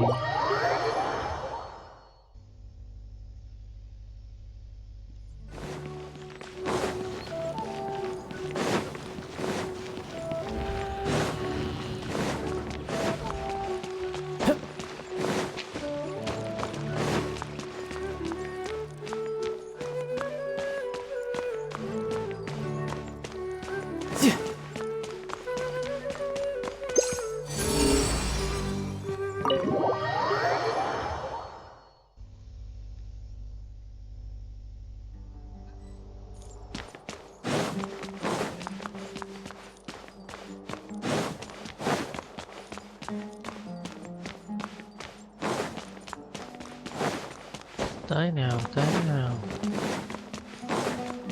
No time to lose. Of all the places in the Academia, I remember this one most. When my studies got busy, I used to pull all-nighters here trying to finish my blueprints. Who doesn't miss their time at the Academia? Life was a lot simpler then, and we all had far less troubles. I created many designs that I thought were beautiful in the House of Dana. I drew whatever came to mind, since I didn't have to care about budget constraints or turning them into reality. If I had to give a reason, it'd probably be because I like the ambiance here. The Academia also had a rule that allowed scholars to annotate any physical books they came across. As a result, the books here are chock full of scholars' wisdom across many generations.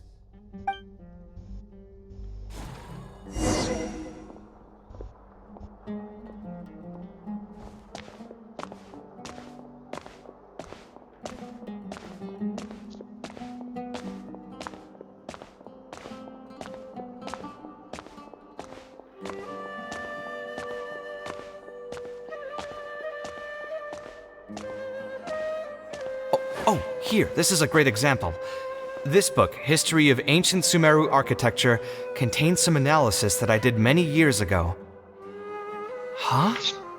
Why is Alhatham's handwriting also in here? When did he ever read this book?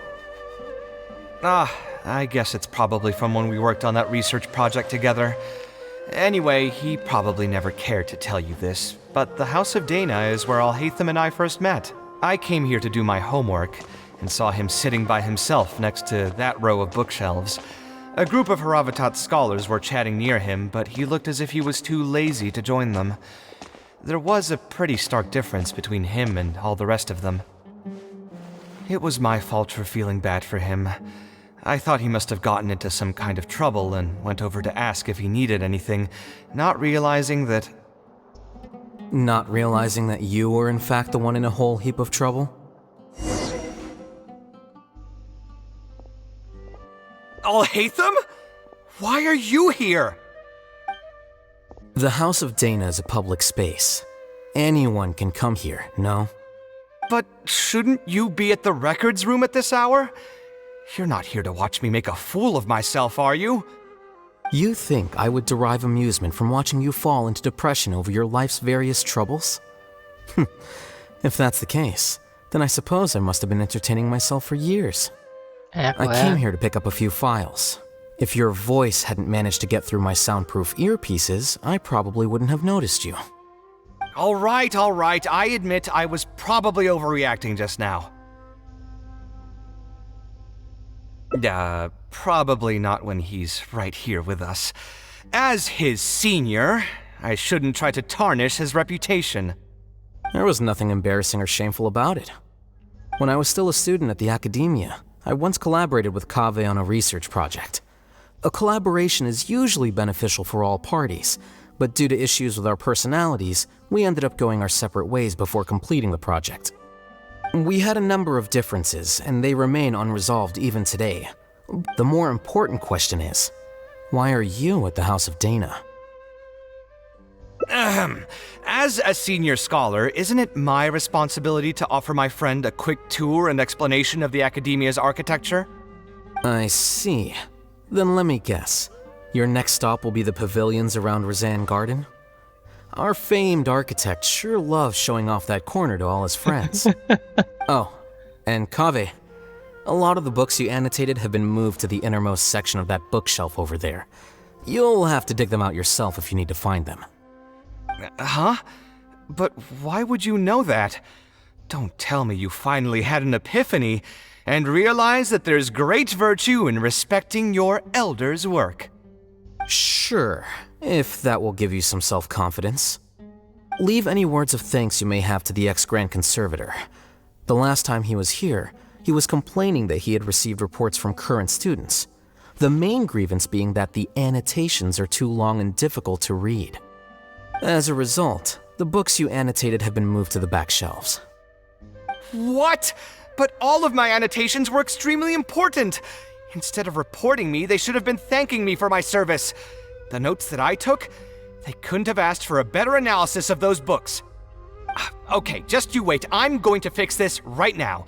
I'll dig all the books out and return them to the proper shelves. Oh, we'll wait. Anyway, you were about to say he's feeling a bit down? Put through the ringer. What an interesting phrase. I assume he used those exact words himself? He probably did suffer quite a bit, that's true. He always spends a lot of time editing his proposals, with the goal of satisfying as many of the client's preferences as possible. But the satisfaction of one client will not translate to general satisfaction with his work. Many problems in life can only be solved by a fundamental change of attitude. As the leading genius of Kshahrewar, Kaveh should have both the right and the confidence to reject any unreasonable demands. There are plenty of architects in Sumeru who are inferior to him in skill, yet far more irascible in temperament. What's more, there are plenty of people who look up to such individuals as paragons of staying true to one's principles. Clearly, his predicament is inevitable, since he holds other people's feelings as more important than his own. Of course, each person is different, and we should respect the paths that they have chosen for themselves. Admonitions will serve no purpose.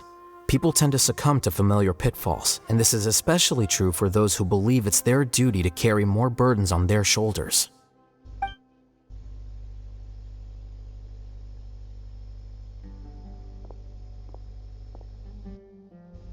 Looks like you were having an enjoyable chat while I was gone. Were you talking about me by any chance? What do you think? What else is there to talk about?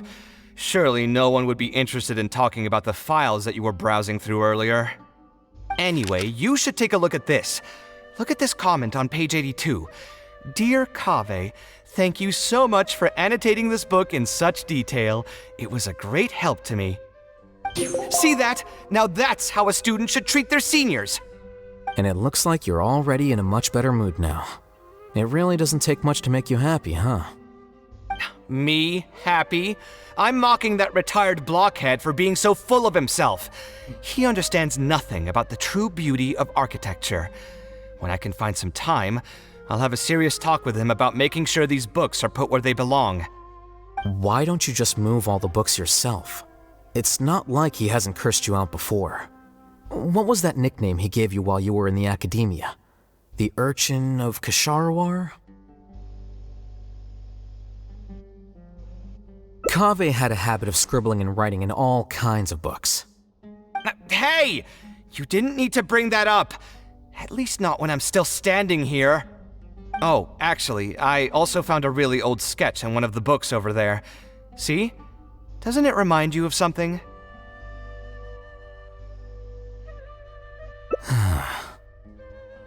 Huh? Don't tell me even you don't get it. Don't ask me.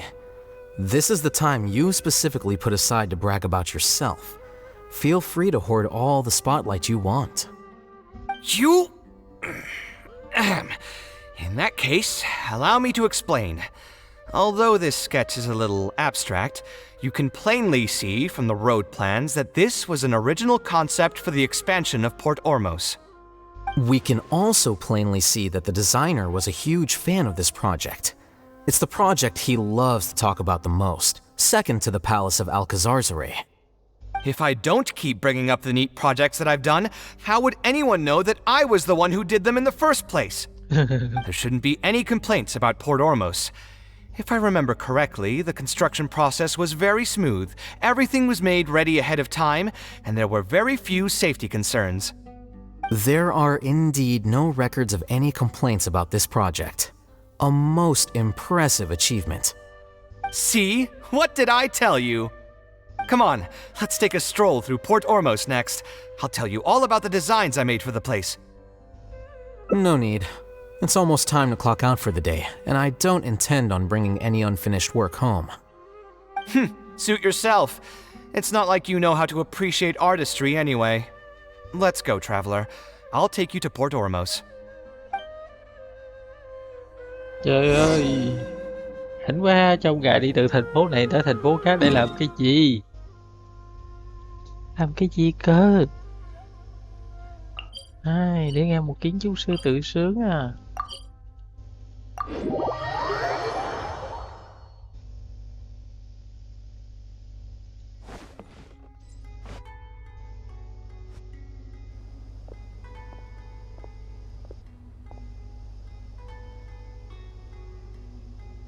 Port Ormos.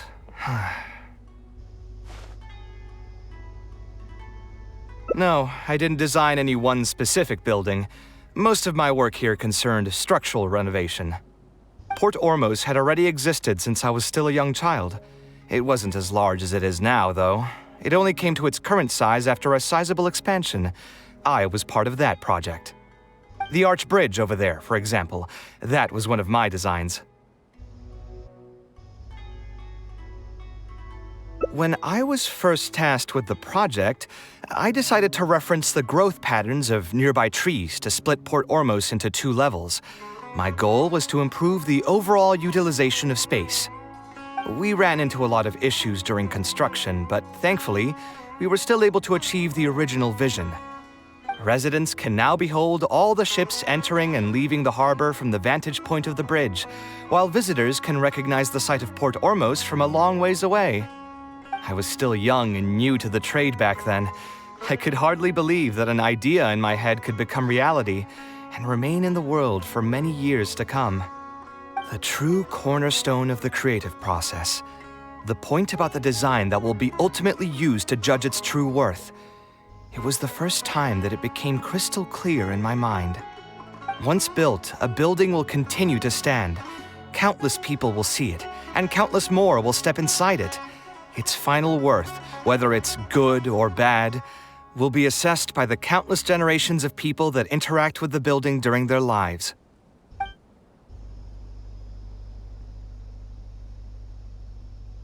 You think so? I'm glad to hear that. But even with this project, I still had one small regret.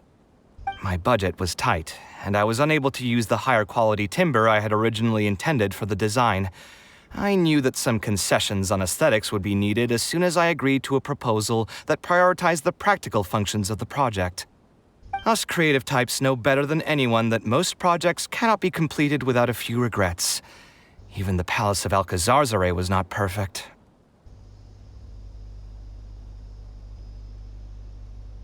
Yeah, you're right. I should learn to look toward future opportunities, and believe that any regrets I have can be overcome in time. We've spent long enough here. There's still one last place I want to go, but it's a little far.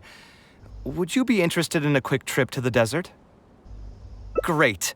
Most of my projects over the last few years have had something to do with the desert, partially because there's a special place there that I often visit. This is a rare opportunity, so why don't you come along and see it for yourself? If you ever feel down, maybe you'll be able to go there and feel better too.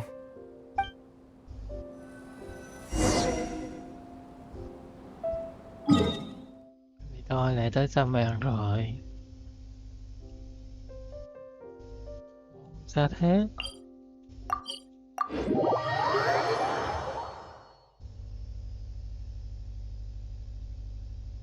Who would have thought that so many primal constructs could have congregated here while I was gone? We won't be able to sit and talk peacefully with these guys around. Let's clear the area.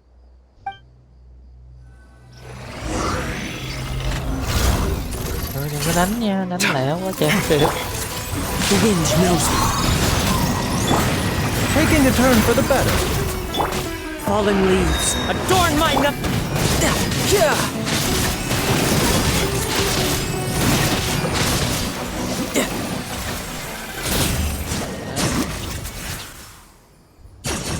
Isn't this place great? I often come here to clear my mind when I'm dealing with a difficult situation. You know what I mean. Everyone finds themselves in frustrating situations once in a while. Just take me as an example. My family life got shaken up quite a bit when I was young. I struggled in school, and I got into a huge pile of debt building the Palace of Alcazarzare. Although Alhaitham thinks that it's because of my personality that I continue to live in the shadow of the past, I think it's also just a part of life. Plus, if I look back, I've honestly had my fair share of good luck as well. You could probably say I've followed in the path of my mother. Like her, I've gained a name for myself as an architect, built something that's seen as my magnum opus, and found many projects that others have entrusted to me to finish.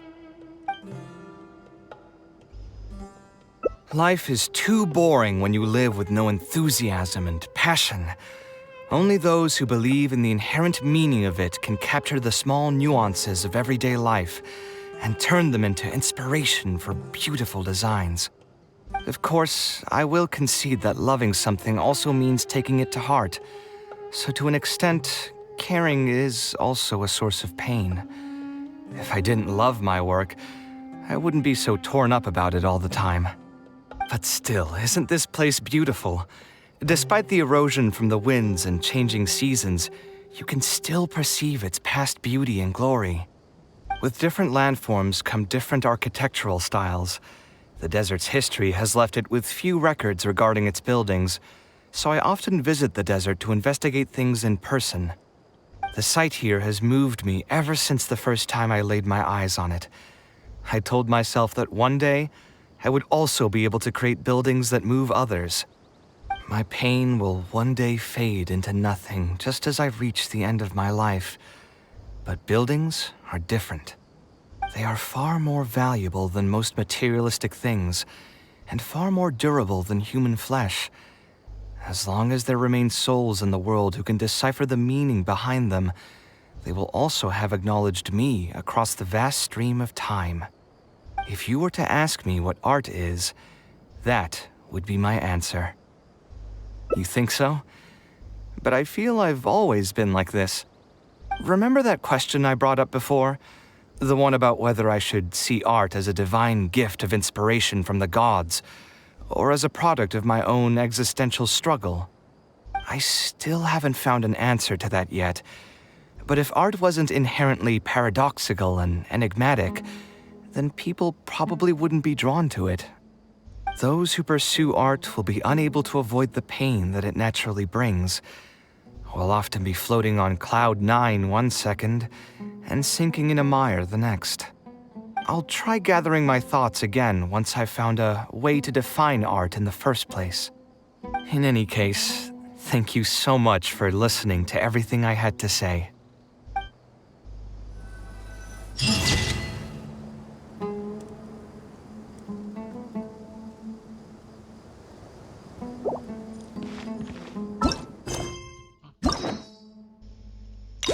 Vì như nhiều nhận xét trước đây, Kaveh là một nhân vật rất là mâu thuẫn. Cái mâu thuẫn của Kaveh không đi đâu, cũng cho những người xung quanh. Hay nói cách khác, tự gây đau khổ cho bản thân mình đó.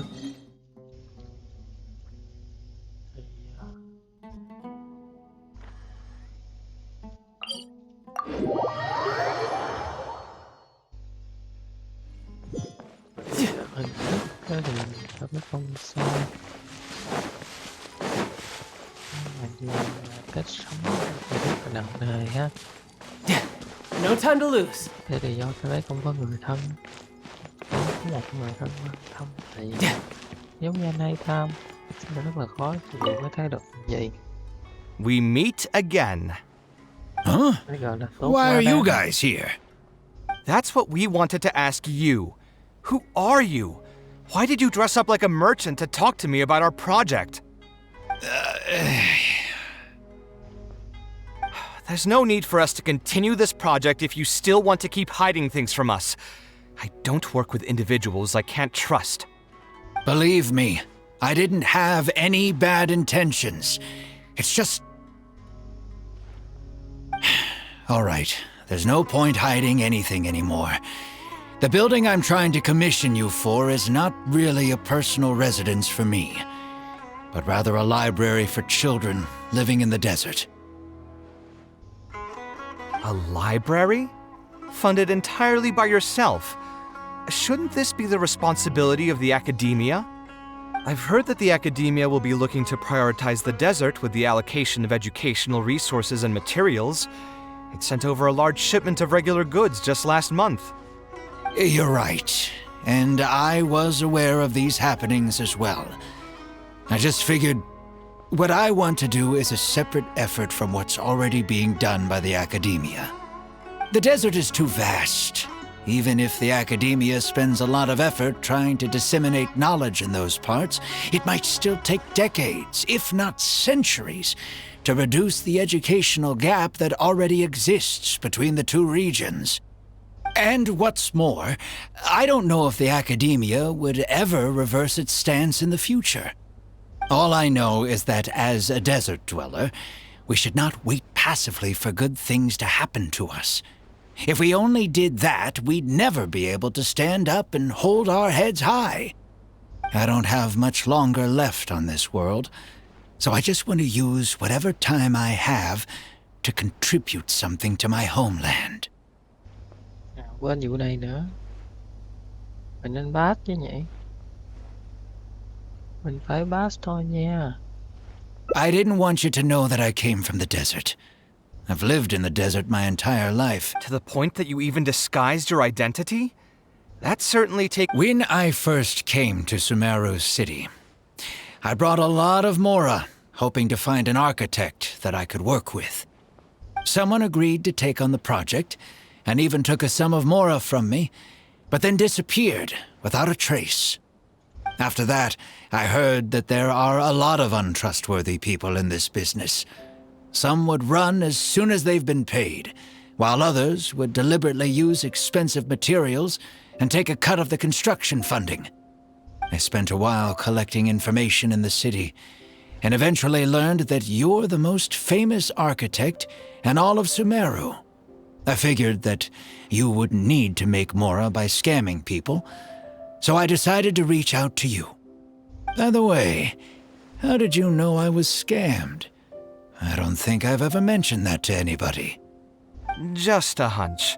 A while ago, I accepted an offer to work on a project in the desert, and was also scammed out of... I ran into someone who was living in a pretty run-down house. I noticed he said that he had... And after that, he even borrowed Mora from me twice more. According to him... Those kinds of things... Ultimately, neither of our experience... Yeah, you'll... Anyway, That's what I was... I've done the math, so... To be honest, all I want is to build this library. A while ago, I heard that the I know the desert life, so even if the academe... Yes, I can... My father passed away. I'm sure a child coming all the way from the... But let's bring this back to the building. Building it according to the... Sponsor the project? You mean convince wealthy merchants to join our cause and pool their money together to build the library? That does make sense. A library is a big project, and it's going to be hard to fund it with just a single person's Mora. What do you think? If we can find others to sponsor the project, we could potentially increase the size of the building 2- or 3-fold. It's all fine with me, but where do you think we'll be able to find these sponsors? Well, you're right. If I really think about it, I'm not too familiar with many big-name merchants. Her? Hard pass. With her shrewd and greedy personality, she would never put Mora into something like this. Now there's an idea. She probably won't say no if all she'll need to do is to make some introductions instead of spending Mora. Let's go and pay her a visit.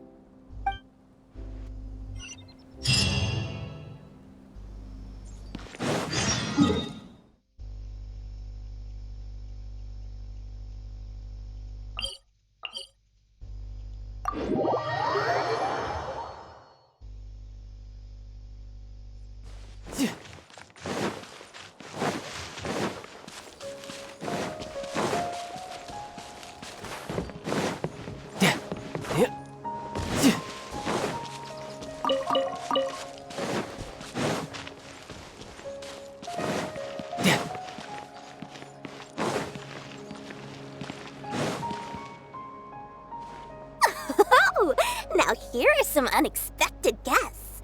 What brings you to the Palace of Alcazar's-Ray? When I saw Kaveh, I almost thought it must be that time of month again.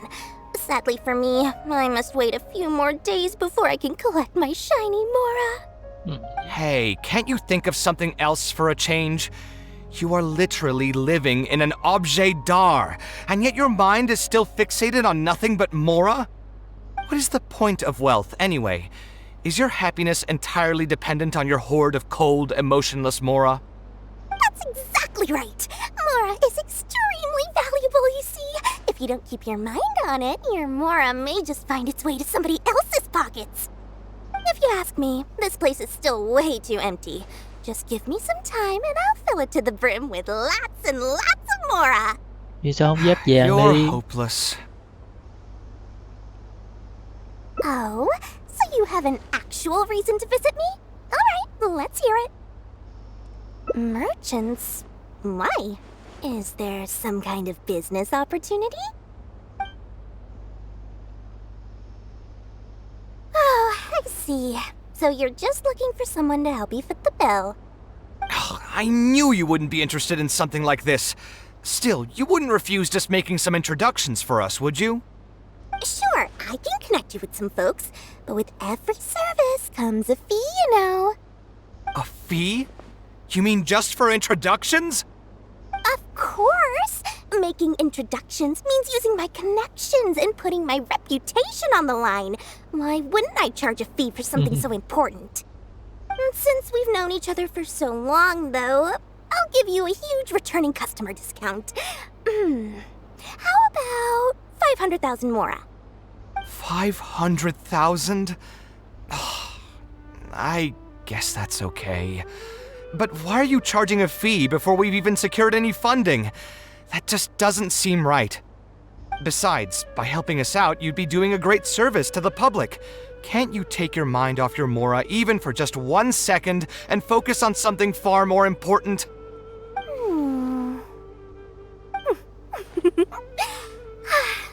Very well. Since you're so passionate about this project, I'll help you out and waive the introduction fees. 3 of my business partners came by earlier today to discuss some things with me, and they still haven't left yet. I'll arrange a meeting for you. And just so we're clear, it'll be up to you to present your project and discuss any deals. Thank you so much. You can wait here. I'll bring them over to you.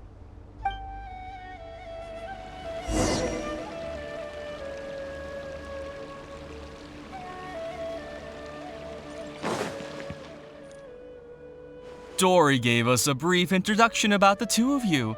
You are Kaveh, the renowned architect, and you are the traveler. Practically all of Teyvat has heard of you by now.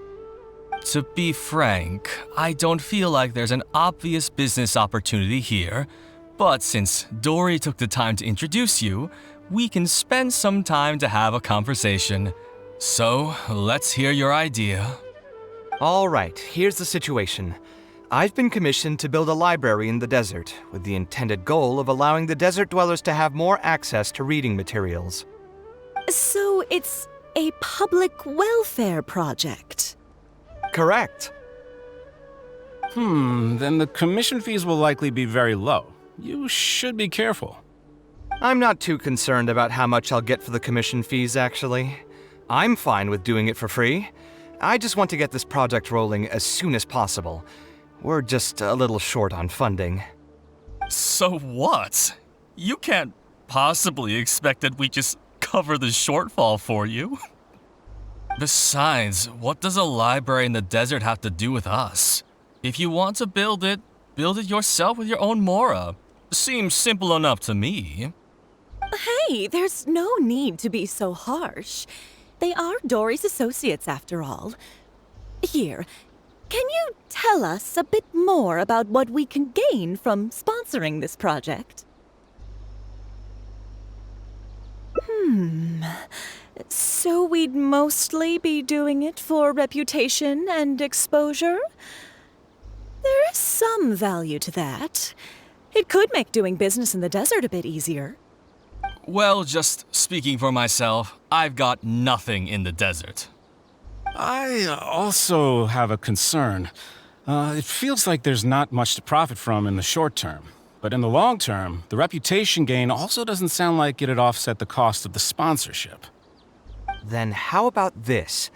What if, instead of building a single library, we commit to an entire complex of buildings dedicated to culture and education? Wouldn't that just cost more? Yes, but in that case... Mr. Kaveh, please tell us what you have in mind. I'll just give an example. If we were to build a library and a school near Aru village, then the desert dwellers would gradually begin to migrate towards the area.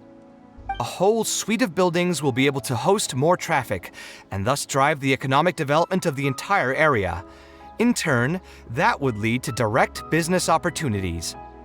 I've been to the desert several times.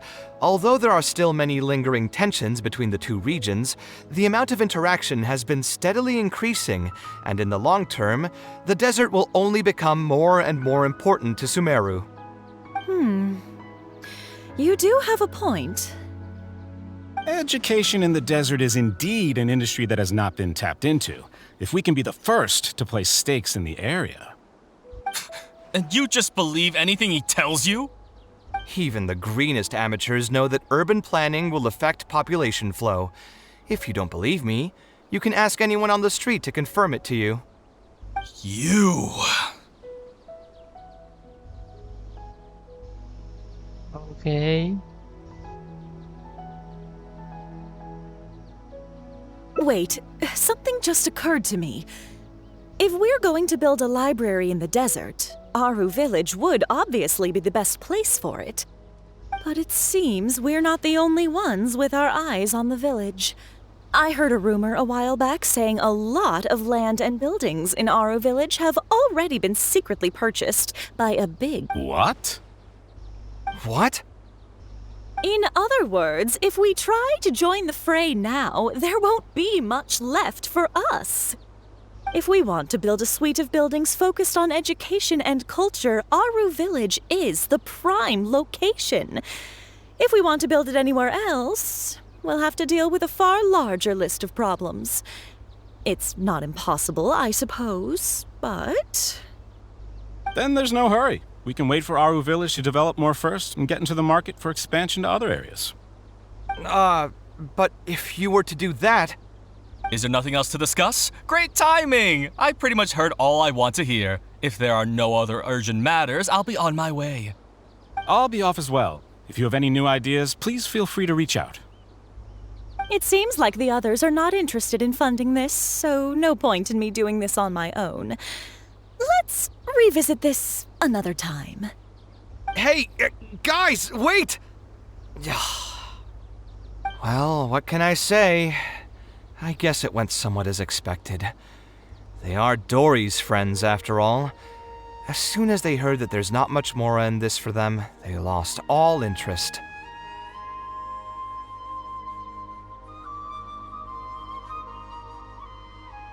Yeah, it's just another day doing business with people.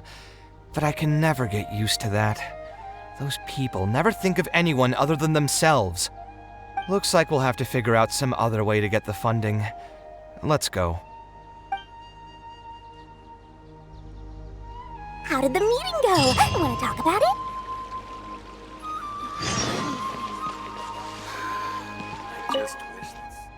Oh, where did all that passion go from earlier, I take it you weren't able to find a sponsor for your project?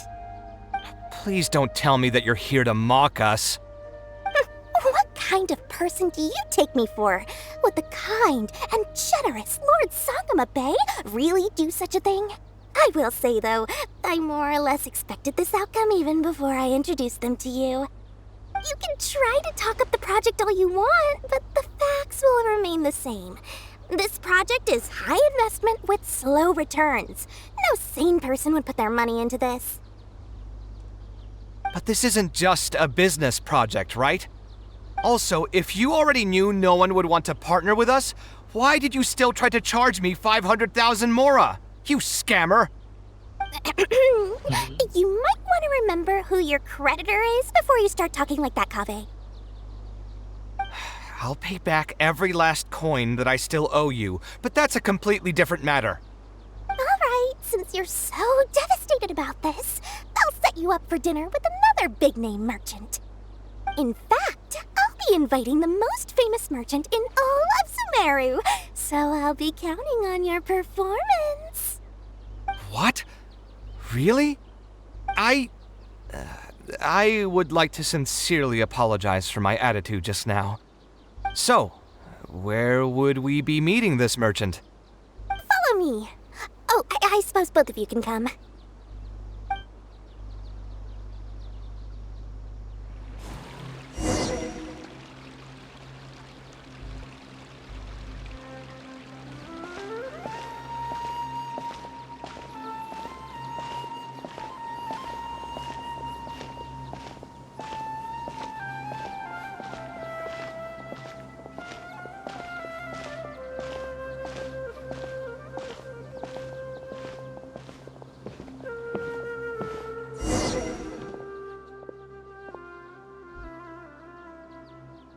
This is the place. You said you're going to introduce us to the most famous merchant in Sumeru. Well, where are they? You still don't get it, huh? The most famous merchant in Sumeru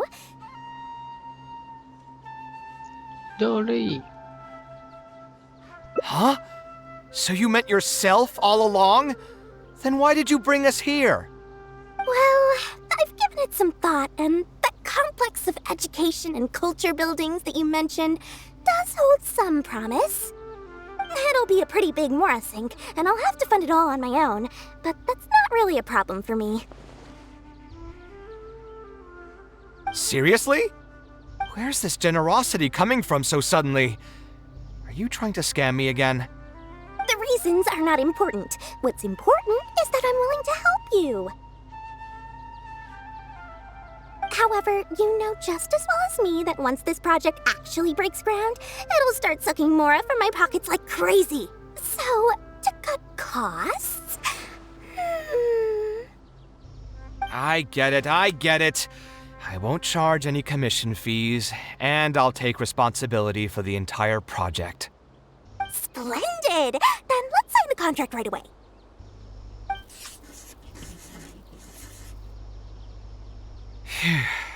This way, the children of the desert will have some books to read. Their lives should improve a bit after this.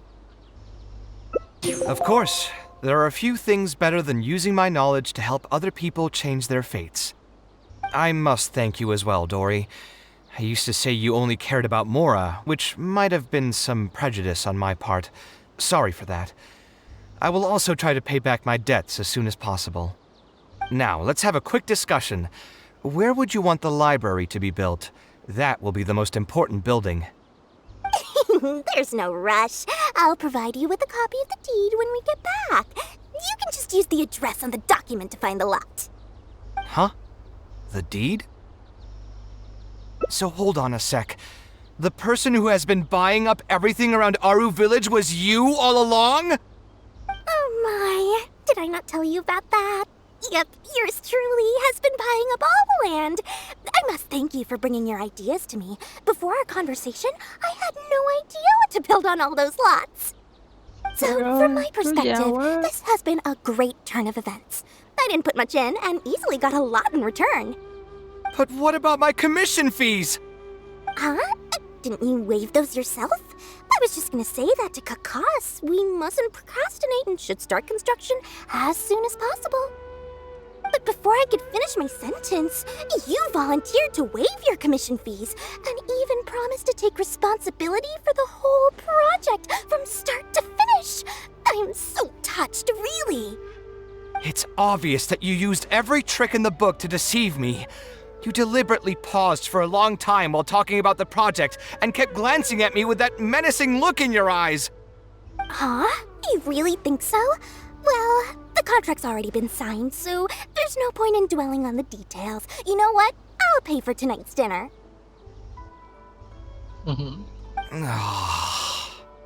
Fine, I'll drop the argument on the commission fees.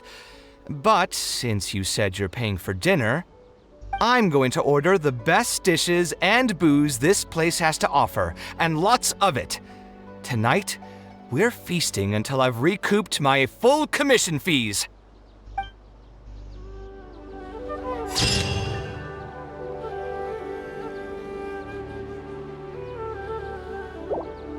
Giờ là vô mới được.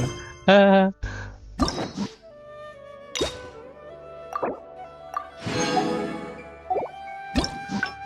Rồi mình sẽ làm kết cục cuối cùng đi nha. Câu chuyện này có lẽ hơi dài đấy, còn dài hơn là nhiệm vụ Visa hôm qua nữa.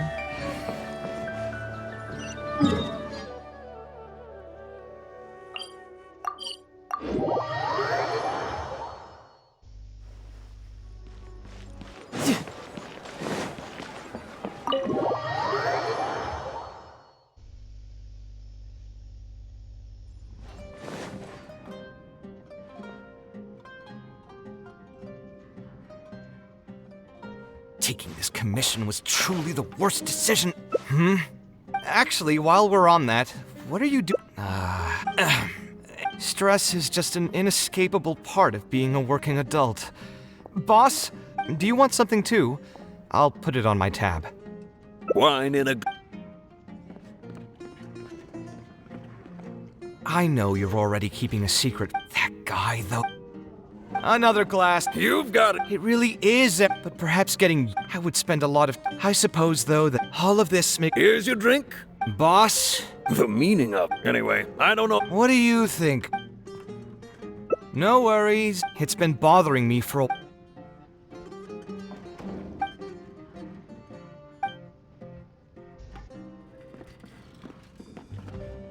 Sounds great. A different career. I see. That's not a bad idea. I think I've heard a saying somewhere before. 80% of a working adult's woes are due to not having enough mora in the bank. It's just a saying, of course, but even I will admit that my life would be a lot better if I could make additional mora. And if I want to make mora, I should finish that ridiculous commission.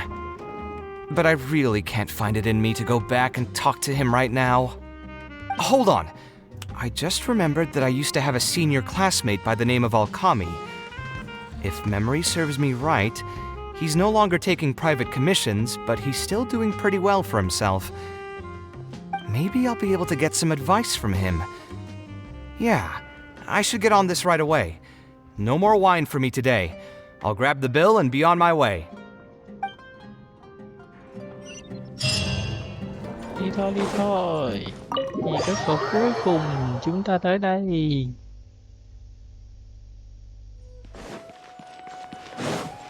No time to lose.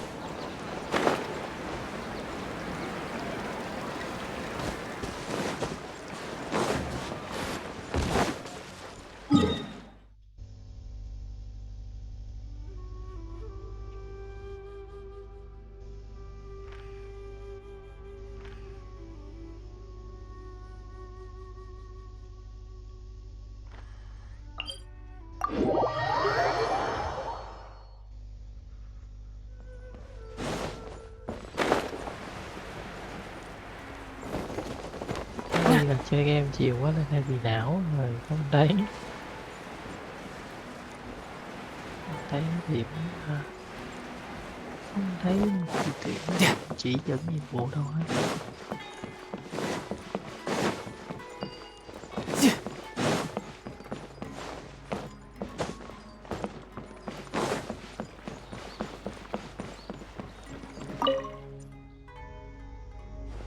Ah, Kaveh, it's you! It's been a while. What have you been up to recently? Yeah, it's been a long time, Alkami. Things haven't changed much for me. I'm still taking private commissions for all kinds of projects. I heard that you were the genius behind the Palace of Alcazazare. I bet you're all set for Mora after a project of that size. Well, it's hard to make a profit from every project, you know. Hard to make a profit? You've got to be joking. I've never met an architect who didn't make a profit from a project. Unless the client fled before they paid the commission fee in full. But that doesn't sound right either. Doesn't Dory have a pretty decent reputation in our local business circles? I don't think she's ever been involved in any kind of big scandal. Well, about that. I mean, it was complicated. I understand. Either way, doing one project after another sure gets exhausting over the years, huh? I've been there, so I can feel your pain. I mean, I obviously never had your reputation to live up to. That must have been stressful. But I'm sure, not exactly. My work is still closely related to architecture. Judging from the look on your face, you're still strapped for Mora. That's quite unfortunate. You're the most artistically gifted graduate the Ksharawar Darshan has seen in decades. But it looks like you still have a lot to learn in terms of making Mora. With that said, us Ksharawar grads should still look out for each other. What if I told you about an idea that'll absolve you of all your Mora troubles going forward? Are you serious? But something like that has got to be some kind of top-level business secret. Are you sure you can just share something like that with me? Besides, I don't want to just take something like that without offering anything in return. I still have a little mora. Or is there something that I can help you with? Oh, you're too kind. This is just a simple tip. Even if I didn't bring it up, I'm sure you'd hear it from the others sooner or later. The idea is this. I recently opened up a training center with the goal of educating people in architecture design. Compared to the classes taught by those old fossils at the Anhedonia, my classes are more condensed and streamlined and will allow people to quickly get their foot in the door. Unlike the Academia, I won't turn down anyone who's interested, rich or poor. As long as someone wishes to learn more about architecture, I'll accept them into my training center. It just so happens that I'm still looking for a few more instructors. So, what do you say? Interested in coming over to give a few lectures? Regardless of the pay, I can already guarantee that it'll be far more comfortable than working on random people's private commissions. Ah, so you want me to join you as an instructor?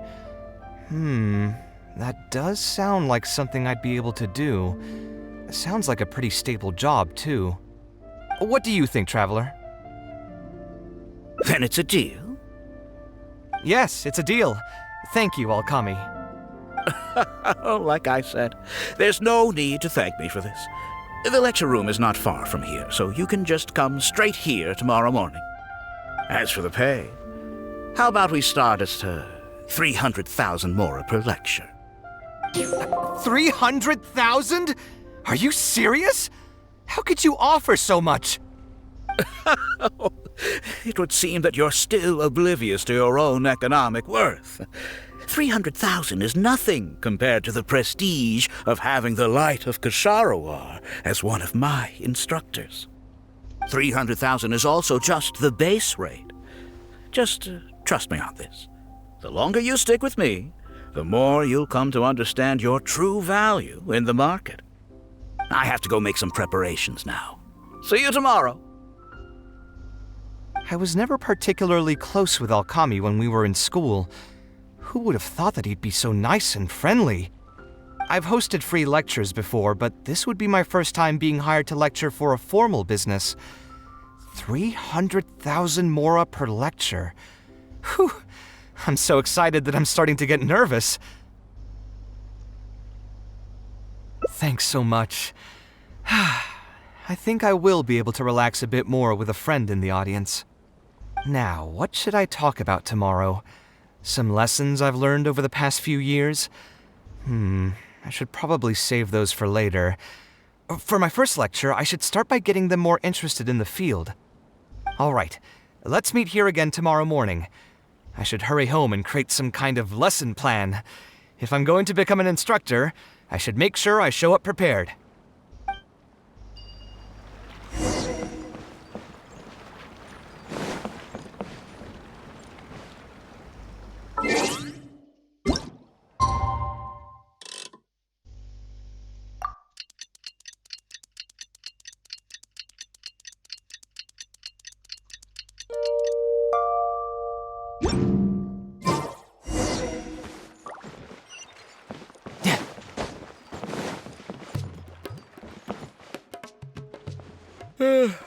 Oh, I didn't expect you two to get here so early.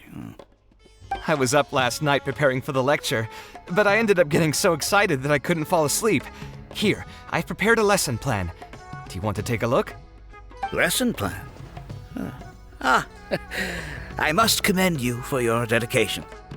But the training center has already developed its own set of teaching materials. Instead of using your own plan, you can just use what we have here. Of course, you're always welcome to work in some of your own content to add some fun and flavor. Sure, be my guest.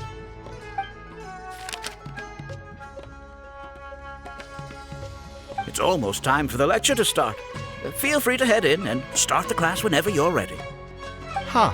So you've already developed your own set of teaching materials. Seems like I won't need the stuff I've prepared after all. Anyway, shouldn't be a problem. I'll just go ahead and use your materials. There's something else I want to ask, though. this isn't going to be a large class, is it? No need to stress. There are only 20 people in this class. There are 14 classes at my training center. Out of all of them, the first class has the best grades, so I've directed them to you. We'll see how well they take to your lectures. 20 people, huh? All right. I think I can handle that. Oh, and one last thing. In the interest of keeping a quiet learning space, only instructors and students are allowed in the classroom when class is in session. I'm sorry to say this, but your friend will have to wait outside while you teach the class. Sorry about that. I'll meet you at the door when the class is over then. Để xem có gì mà ám.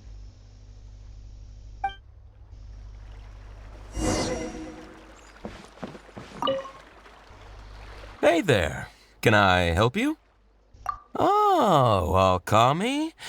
You mean that rich guy who's been making quite the name for himself? Yeah, he commissioned a set of furniture from me a while back. Paid a great deal of mora for it, too. I heard he earned a fortune working as a renowned architect.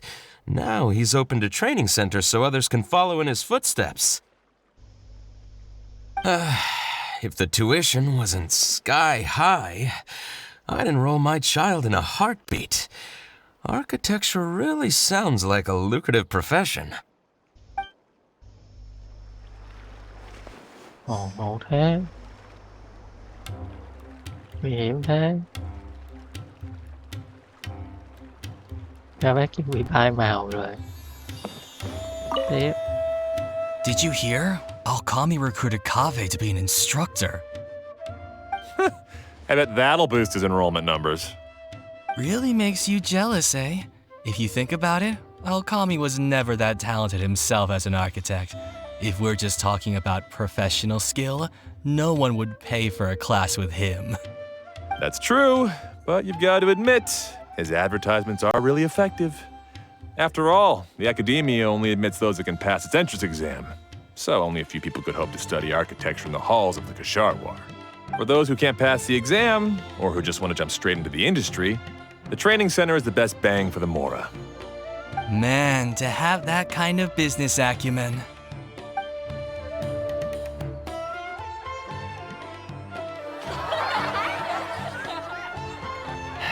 All right, everyone. There's no need to be nervous. Class is over, so we can just chat for a bit. I shouldn't have lost my temper during the lecture. Did I scare anybody? No, you weren't scary at all, Mr. Kaveh. We were just a bit lost and didn't get what you were talking about. Oh, don't get me started. I was trying to use Alkami's materials, so I flipped through some pages and gave them a closer look. The more I read, the more upset I became. Alkami may fool an amateur, but he can't fool anyone who's active in our profession.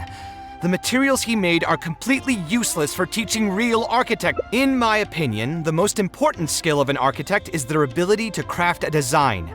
In other words, they must be able to conceptualize ideas. There are tens of thousands of buildings in the world, as well as a countless number of architectural styles. Some designs emphasize aesthetics, while others prioritize practicality. The architects who can critically evaluate the quality and fit of different designs are those who can come up with great designs of their own. But you won't get any of that from the teaching materials they're using here. All these students are doing in class is rote memorization of existing designs. They are learning nothing about the underlying principles. How can they expect to become real architects? When they're done with this class, all they'll become are dilettantes with a pitiful smattering of architectural knowledge. But Mr. Kaveh, we didn't really understand anything you said after you threw away the materials either. What's the big deal anyway? It's not like we're looking to make some works of art. We just want to make some mora. You're studying architecture to make mora? Yeah. Yes. Why else would we be studying here? My biggest dream is to become someone like Mr. Alkami. Once I finally make my fortune in architecture, I'll be able to buy anything I like. Huh. In that case, I'm afraid you'll probably be disappointed. The reality is that the work of an architect is very difficult, and the pay is not lucrative at all. Anh được Believe bao me, nuôi I'm thì a nó perfect khác anh example. ơi. But how? Mr. Alkami just told us last night that you made a killing by building the Palace of Alcazarzare. He also said that as long as we graduate from his class, waves upon waves of people will reach out to us with private commissions, and we can just sit back and wait for Mora to fill up our pockets. Trời It won't ơi. be long before I can put these miserable days behind me. Come on. And you all believed everything he said?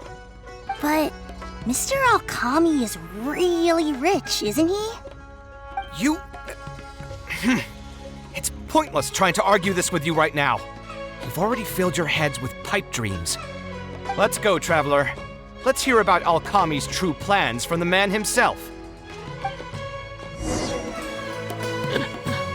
Chết luôn. Mr. Kaveh looked really angry. Who cares about him? Maybe he's just worried that we'll take all of his commissions once we finally graduate. But that can't be it, right? Mr. Kaveh is super famous. Who knows? My dad told me the more famous someone is, the more arrogant and stubborn they become. Approachable people like Mr. Alkami are the rare ones. Trời ơi, Kaveh lại được bao nuôi nha, nó đâu có cần tranh với đời. What's wrong, Kaveh? You look quite flustered. Did one of my students offend you? Were the students not astute enough for your liking? I must implore you to go a bit easier on them. After all, they're nothing like the genius scholars you're used to dealing with at the Academia. We don't need to strive for perfect understanding. As long as some knowledge has been passed on, that's good enough. Yeah, I'm mad at them. But I'm even more upset that you're scamming people under the guise of teaching them about architecture. The students are all here hoping for a quick way to make money, but we both know that an architect's life is hard and exhausting. Just a little while ago, I was toiling over the 6th draft of a design for a client. If your client is unhappy, you can't break ground, and the longer a project goes, the longer it takes for you to get paid in full. What's worse, if your client disappears in the middle of a project, good luck getting anything from them ever again. You know all of this just as well as I do. Why lie to them? Look, Kaveh, you may be the light of Ksharawar, but like I said, you still have a lot to learn about making Mora. You may deny it all you want, but it's a fact that in today's Sumeru, architecture is a terrible profession. Our clients care very little for the effort we pour into our designs. Instead of appreciating us, they spend all their time nitpicking details and demanding changes, often forcing all kinds of ridiculous ideas onto us. I suppose that's more or less true. Go on. Why should we cling on to a profession that's difficult and unrewarding? If the field is dying, then a person who still wants to make a good living will just have to change their strategy. If it's near impossible to make money as an architect, then why not just establish a training center and train other people to become architects in our stead? Wait, how does that make any sense? Aren't you just leading them into the same trap? We are already stuck, my friend. The more people we can lead into this pit and stack as padding beneath our feet, the more comfortable our lives will be. That's right. Making money as an architect is a slow and agonizing process. In comparison, earning tuition from a training center is far easier. None of the students will ever know, however. In their eyes, all of my income was earned during my years as an architect. It's easy for them to fall for my promise. After all, everyone wants to live the dream of being the person who can spend millions without batting an eye. The more students I get, the more money I earn.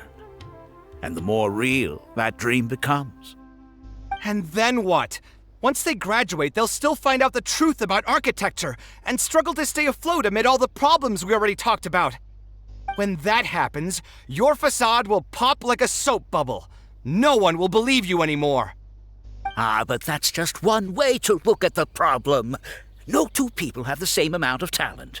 Even if they fail to strike gold in the future, you can't say that it's my fault and mine alone.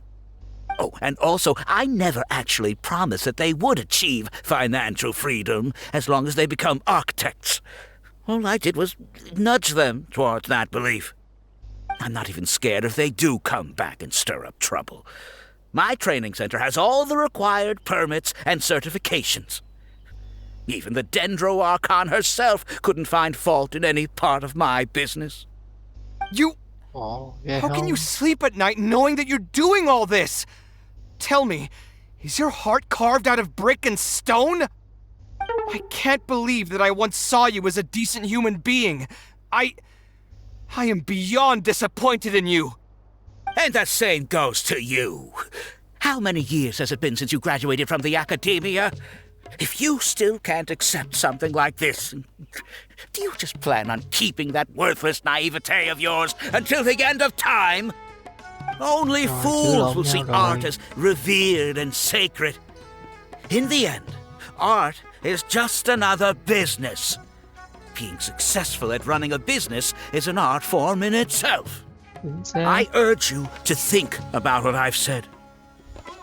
Offloading your pain onto others is the only way a person can live comfortably in this world.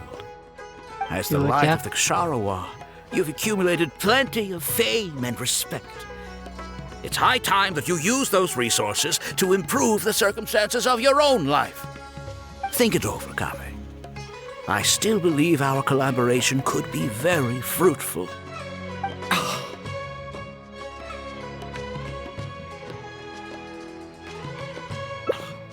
I'm so mad, I feel a headache coming on. There's nothing more I can say to him. Of course, I'm sure you've realized that as long as I remained at this center, he would be able to use my name to advertise this place. Even if I just sit back and do nothing, others will be deceived and suffer because of me. He is right about one thing, though. These kinds of training centers are everywhere. And even if the Academia was to find out about it, it's unlikely that they would take any real action against it. The most that they could accuse him of is false advertising.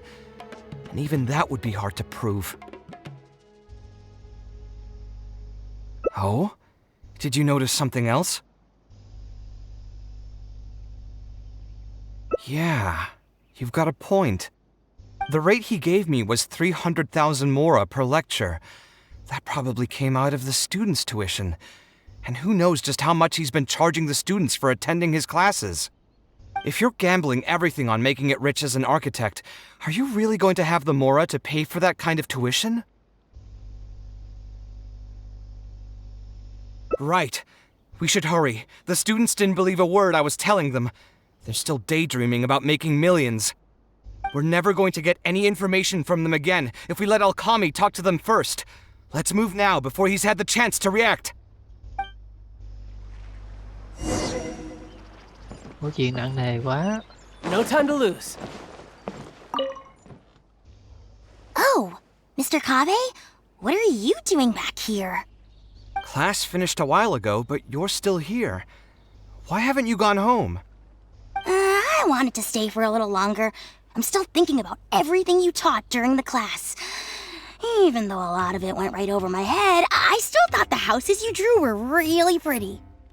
Of course they were. All the examples I drew were world-famous landmarks. Each one was the magnum opus of a celebrated architect. It's a good thing that you could recognize them for their beauty. The accumulation of knowledge is the first step to artistic expression. Instead of rote memorization, you should try to relate and to understand, and after that, try to resonate with the work. Resonate? Yes. When I first got into architecture, there were many things about it that I couldn't understand at all. I would find a building to be beautiful, but have no idea what made it so good. And for most people, just being able to admire a building is enough. To become a good architect, however, you must also learn to assess and appraise. Going from admiration to assessment will take a lot of time and specialized knowledge, and I'm afraid that some superficial speed training won't be enough to take you there. Just as I thought. Becoming an architect won't be as easy as Mr. Alkami made it out to be. I'm sorry.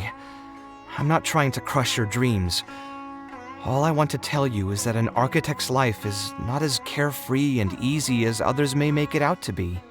I understand. Thank you for telling me the truth, Mr. Kaveh. I think I'll still stay here for the time being, though, since my family still hasn't paid everything off. Paid off what? Sorry, I can't say anything more. Mr. Alkami made it very clear that anyone who talks about it will be kicked out of the class. Don't listen to him. I am the most famous architect in Sumeru. If he kicks you out, then I'll just take you in instead. Really? Why would I pull your leg? I can see you have some talent, so as long as you get your fundamentals down, you should be able to pass the entrance exam and continue your studies at the academia. Then please keep this a secret for me, Mr. Kaveh. Truth be told, my family is not very well off, so we couldn't really afford the tuition for this class. Mr. Alkami was the one who reached out to my parents.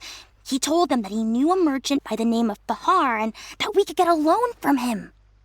He told all the students that once we graduate, people would come flocking to commission us for projects. If everything went well, we'd be able to pay off everything in just a few years, and all the more we make after that would be ours. How much did your family borrow from this merchant? I think it was several million mora. And what was the interest rate? I'm not really sure. My parents were the ones who signed the contract. All I know is that the stack of papers was as thick as a slab of rock. Yeah, I have a bad feeling too. Something about the whole thing feels dastardly familiar. We need to find that merchant to confirm. But if we were to confront him right now, there's no way he'd admit to anything. Good idea. Hey, tell me, do you know where we'd be able to find this merchant? We last saw him on the north shore of Port Ormos. Who knows if he's still in that area, though. Well, it'd still be worth taking a look. Architecture... No.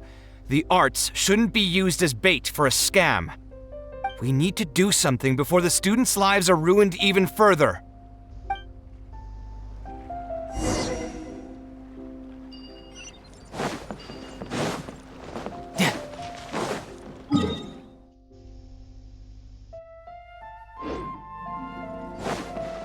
No time to lose.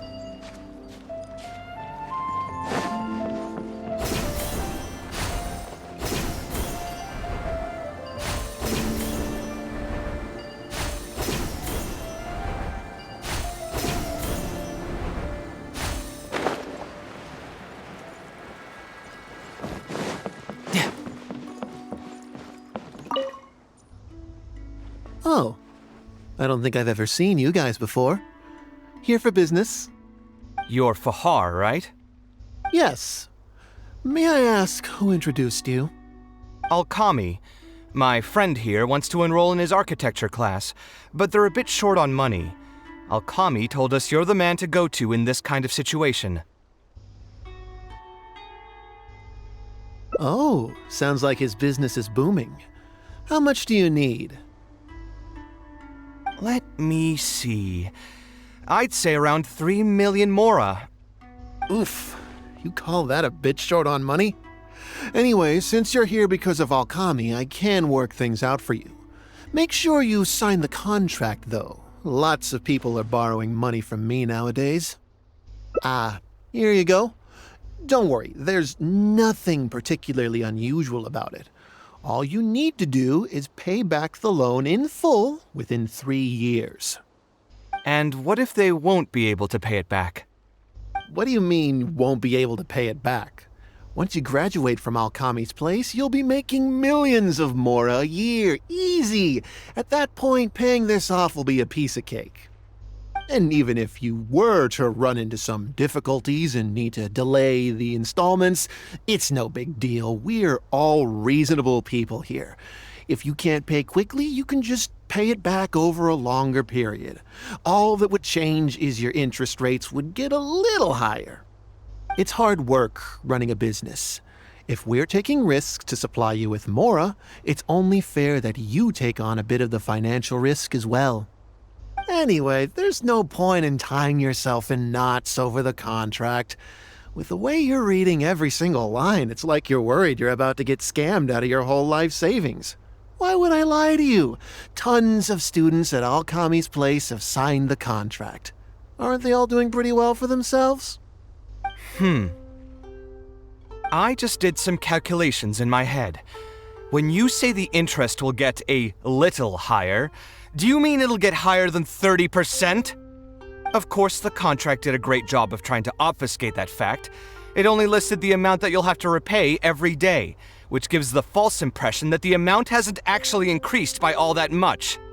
If you actually do the math, however, it's clear that the amount you need to pay on interest alone will amount to hundreds of thousands of mora per year. Most people can't even make that much mora in a year. Your greed really knows no bounds. Even my creditor doesn't dare to raise rates that high. Once a family's signed on to a scheme like this, there's no getting out. What are you trying to say, huh? I figured something was off when two well-dressed people came looking for a loan. Think you got the better of me? Too many people are sticking their noses where they don't belong these days. Luckily for me, though, this is a pretty secluded spot. Hey, come out and teach these guys a lesson! Eremites? I've already fought off more than my fair share of them when I was working in the desert. There are only a few of them, so they shouldn't pose much of a threat. Marak, you're up! That's close enough. Feeling lucky today?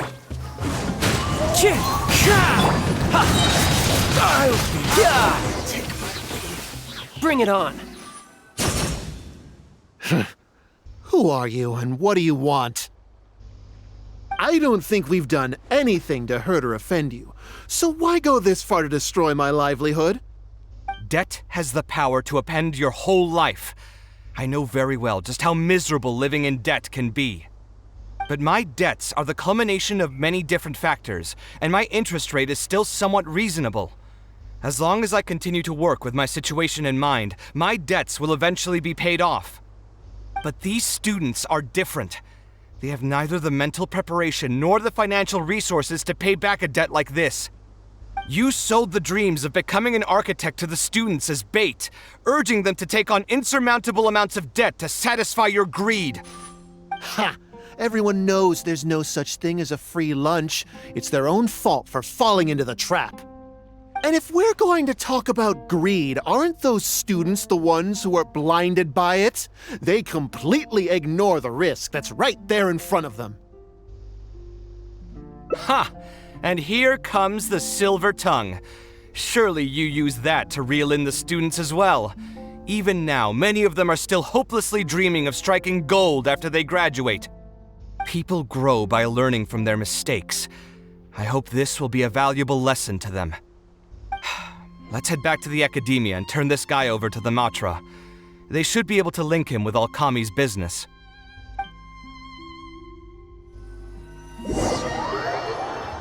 Trời ơi, chưa hết nữa, dài thế.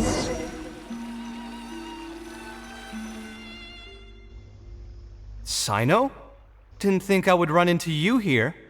My vacation just ended not too long ago, so I'm going over some cases at the Academia. Who's this?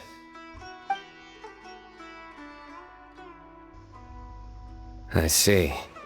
Charging an interest rate over 30% indeed constitutes a crime. As it is highly likely that Alkami is also benefiting from this scheme, the Matra will open an investigation on him as well. The training center will be closed until further notice. Any funds we manage to recover from the suspects will be returned to the students. It's unclear how much we'll be able to get back, however, given their extravagant spending. That should still be enough.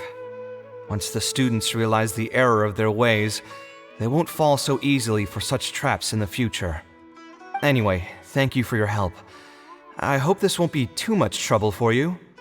It's no trouble. Just another day at work. How did you two get tangled up in this anyway? Did you accept any mora from him? He promised to pay me 300,000 mora per lecture, but I resigned as soon as I finished the first session. I didn't take a single coin. Ah, that's good. What do you mean, that's good? Would you have taken me into custody as well if I had actually accepted any mora? I wouldn't have gone that far. But, had he insisted that you were also an active participant in his schemes, under our rules, we would have been required to open an investigation on you as well. Either way, though, I believe you are innocent in all of this. Had you actually been alright with making money through less than noble means, your life wouldn't be the mess it currently is. Hey, what was that? What do you mean my life is a mess? Never mind. Your life is fine. You're just messing with me now, aren't you? Let's get back to business. If Alkami's case can be successfully resolved, you'll be eligible for a monetary reward from the Academia. Don't forget to pick it up after the fact. Huh. I didn't even know there was such a thing. I never would have guessed. What I'm trying to say is that we didn't report Alkami because we thought we could make some more off of it. The reward will be given regardless of your personal motivations. It was implemented with the intent of encouraging people to supply tips to the Matra. Fine. Is there anything else? I want to go back to the training center one more time and talk to some of the kids. Sure, but you should wait until tomorrow. My subordinates will shut down the center today, and summon the students to gather information on the total amount of mora they've lost in the scam. Alright, then I'll stay out of their way. I can talk to the kids tomorrow. I have a few other things to take care of, so I'll be off for now.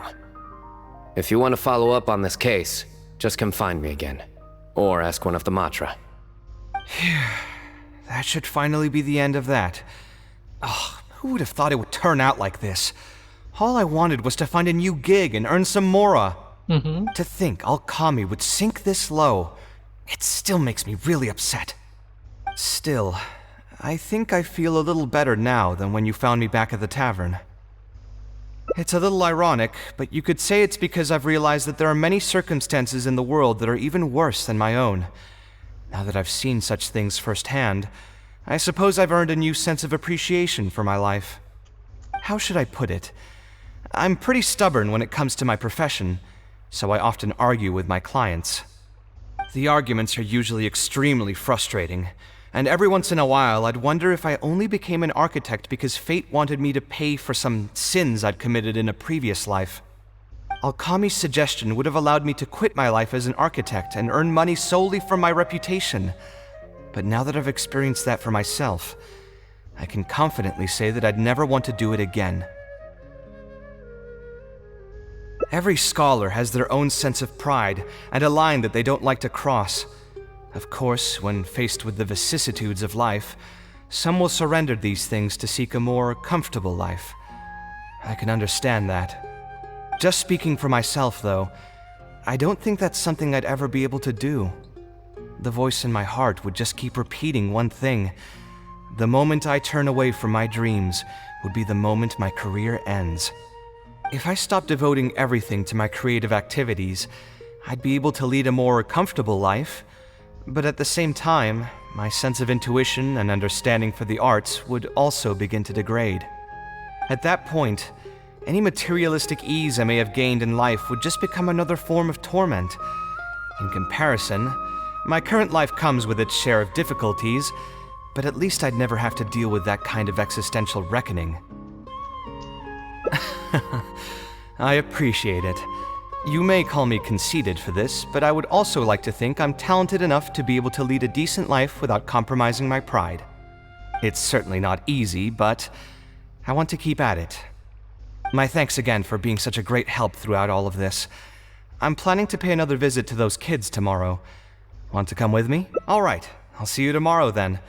Get some good rest. Ok. Giờ con quay lại thăm nữa hả? Mọi có biết là nãy giờ bao lâu rồi không? Gần 3 tiếng rồi đó. Ôi trời ơi.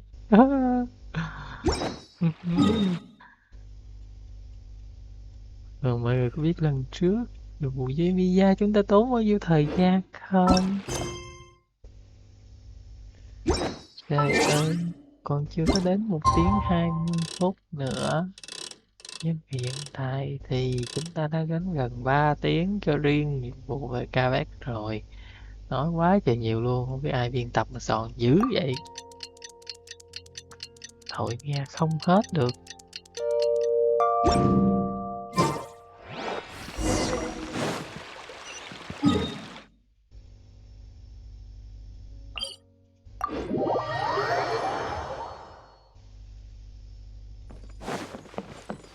Yeah, 15 phút nữa là 3 tiếng đó.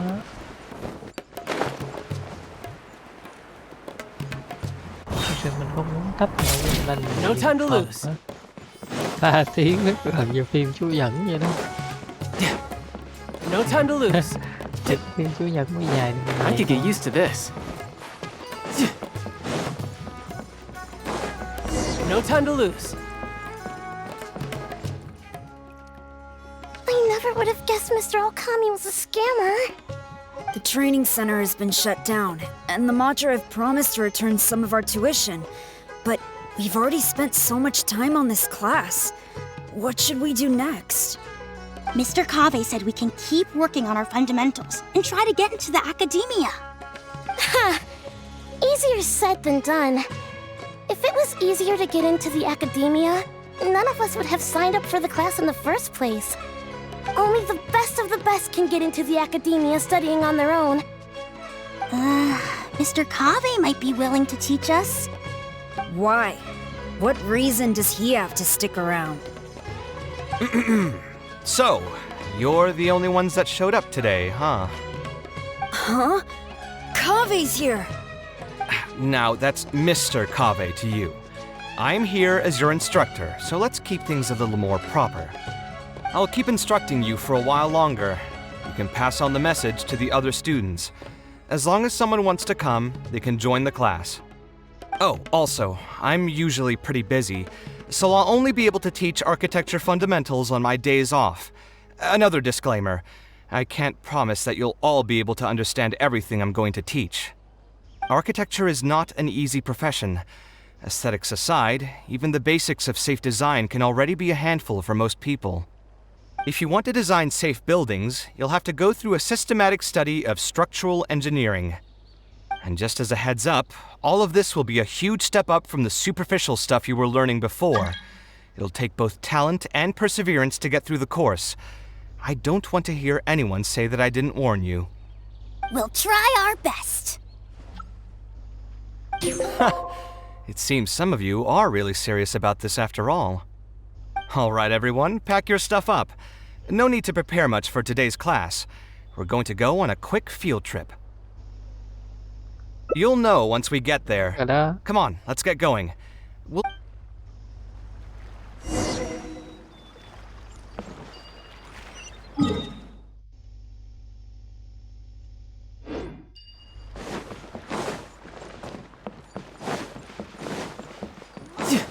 If the centerpiece is...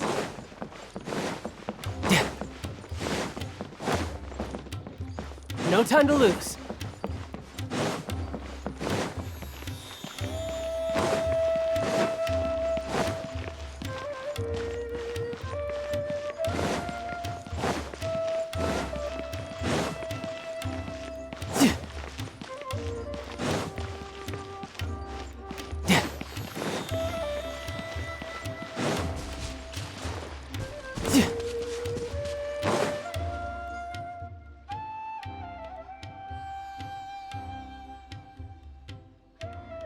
This lighthouse has been around for a long time, and I handled its renovations when I first graduated from the academia. The point of today is not so much about the lighthouse as a building, however. I just want you to take a look at it and do a bit of self-reflection. If you were tasked today with designing a building, how would you want it to look like? Don't think about how you'd actually go about building it for now. Just put your ideas to paper and draw the prettiest building that comes to your mind. So, it can be, any kind of building? Yep, as long as you think it'd look good. It doesn't even necessarily have to be a building. If you want, you can draw trees, the ocean, or even a garden area. Draw whatever you'd like. In my experience, it's best to approach the study of architecture from a point of personal interest, rather than for the sake of a career. Both the study and practice of architectural design are extremely difficult. A person who's forced to work on projects that they don't resonate with will only struggle and suffer. So at least for today, I hope the students will be able to create something that they enjoy. There's no need to think about it too hard. They'll have plenty of time in the future to revisit the design and make changes. What do you think? Want to try your hand at it as well? Don't forget that this is a free class from Mr. Kaveh, the Light of the Kasharawar. On a normal day, this would cost you 300,000 mora.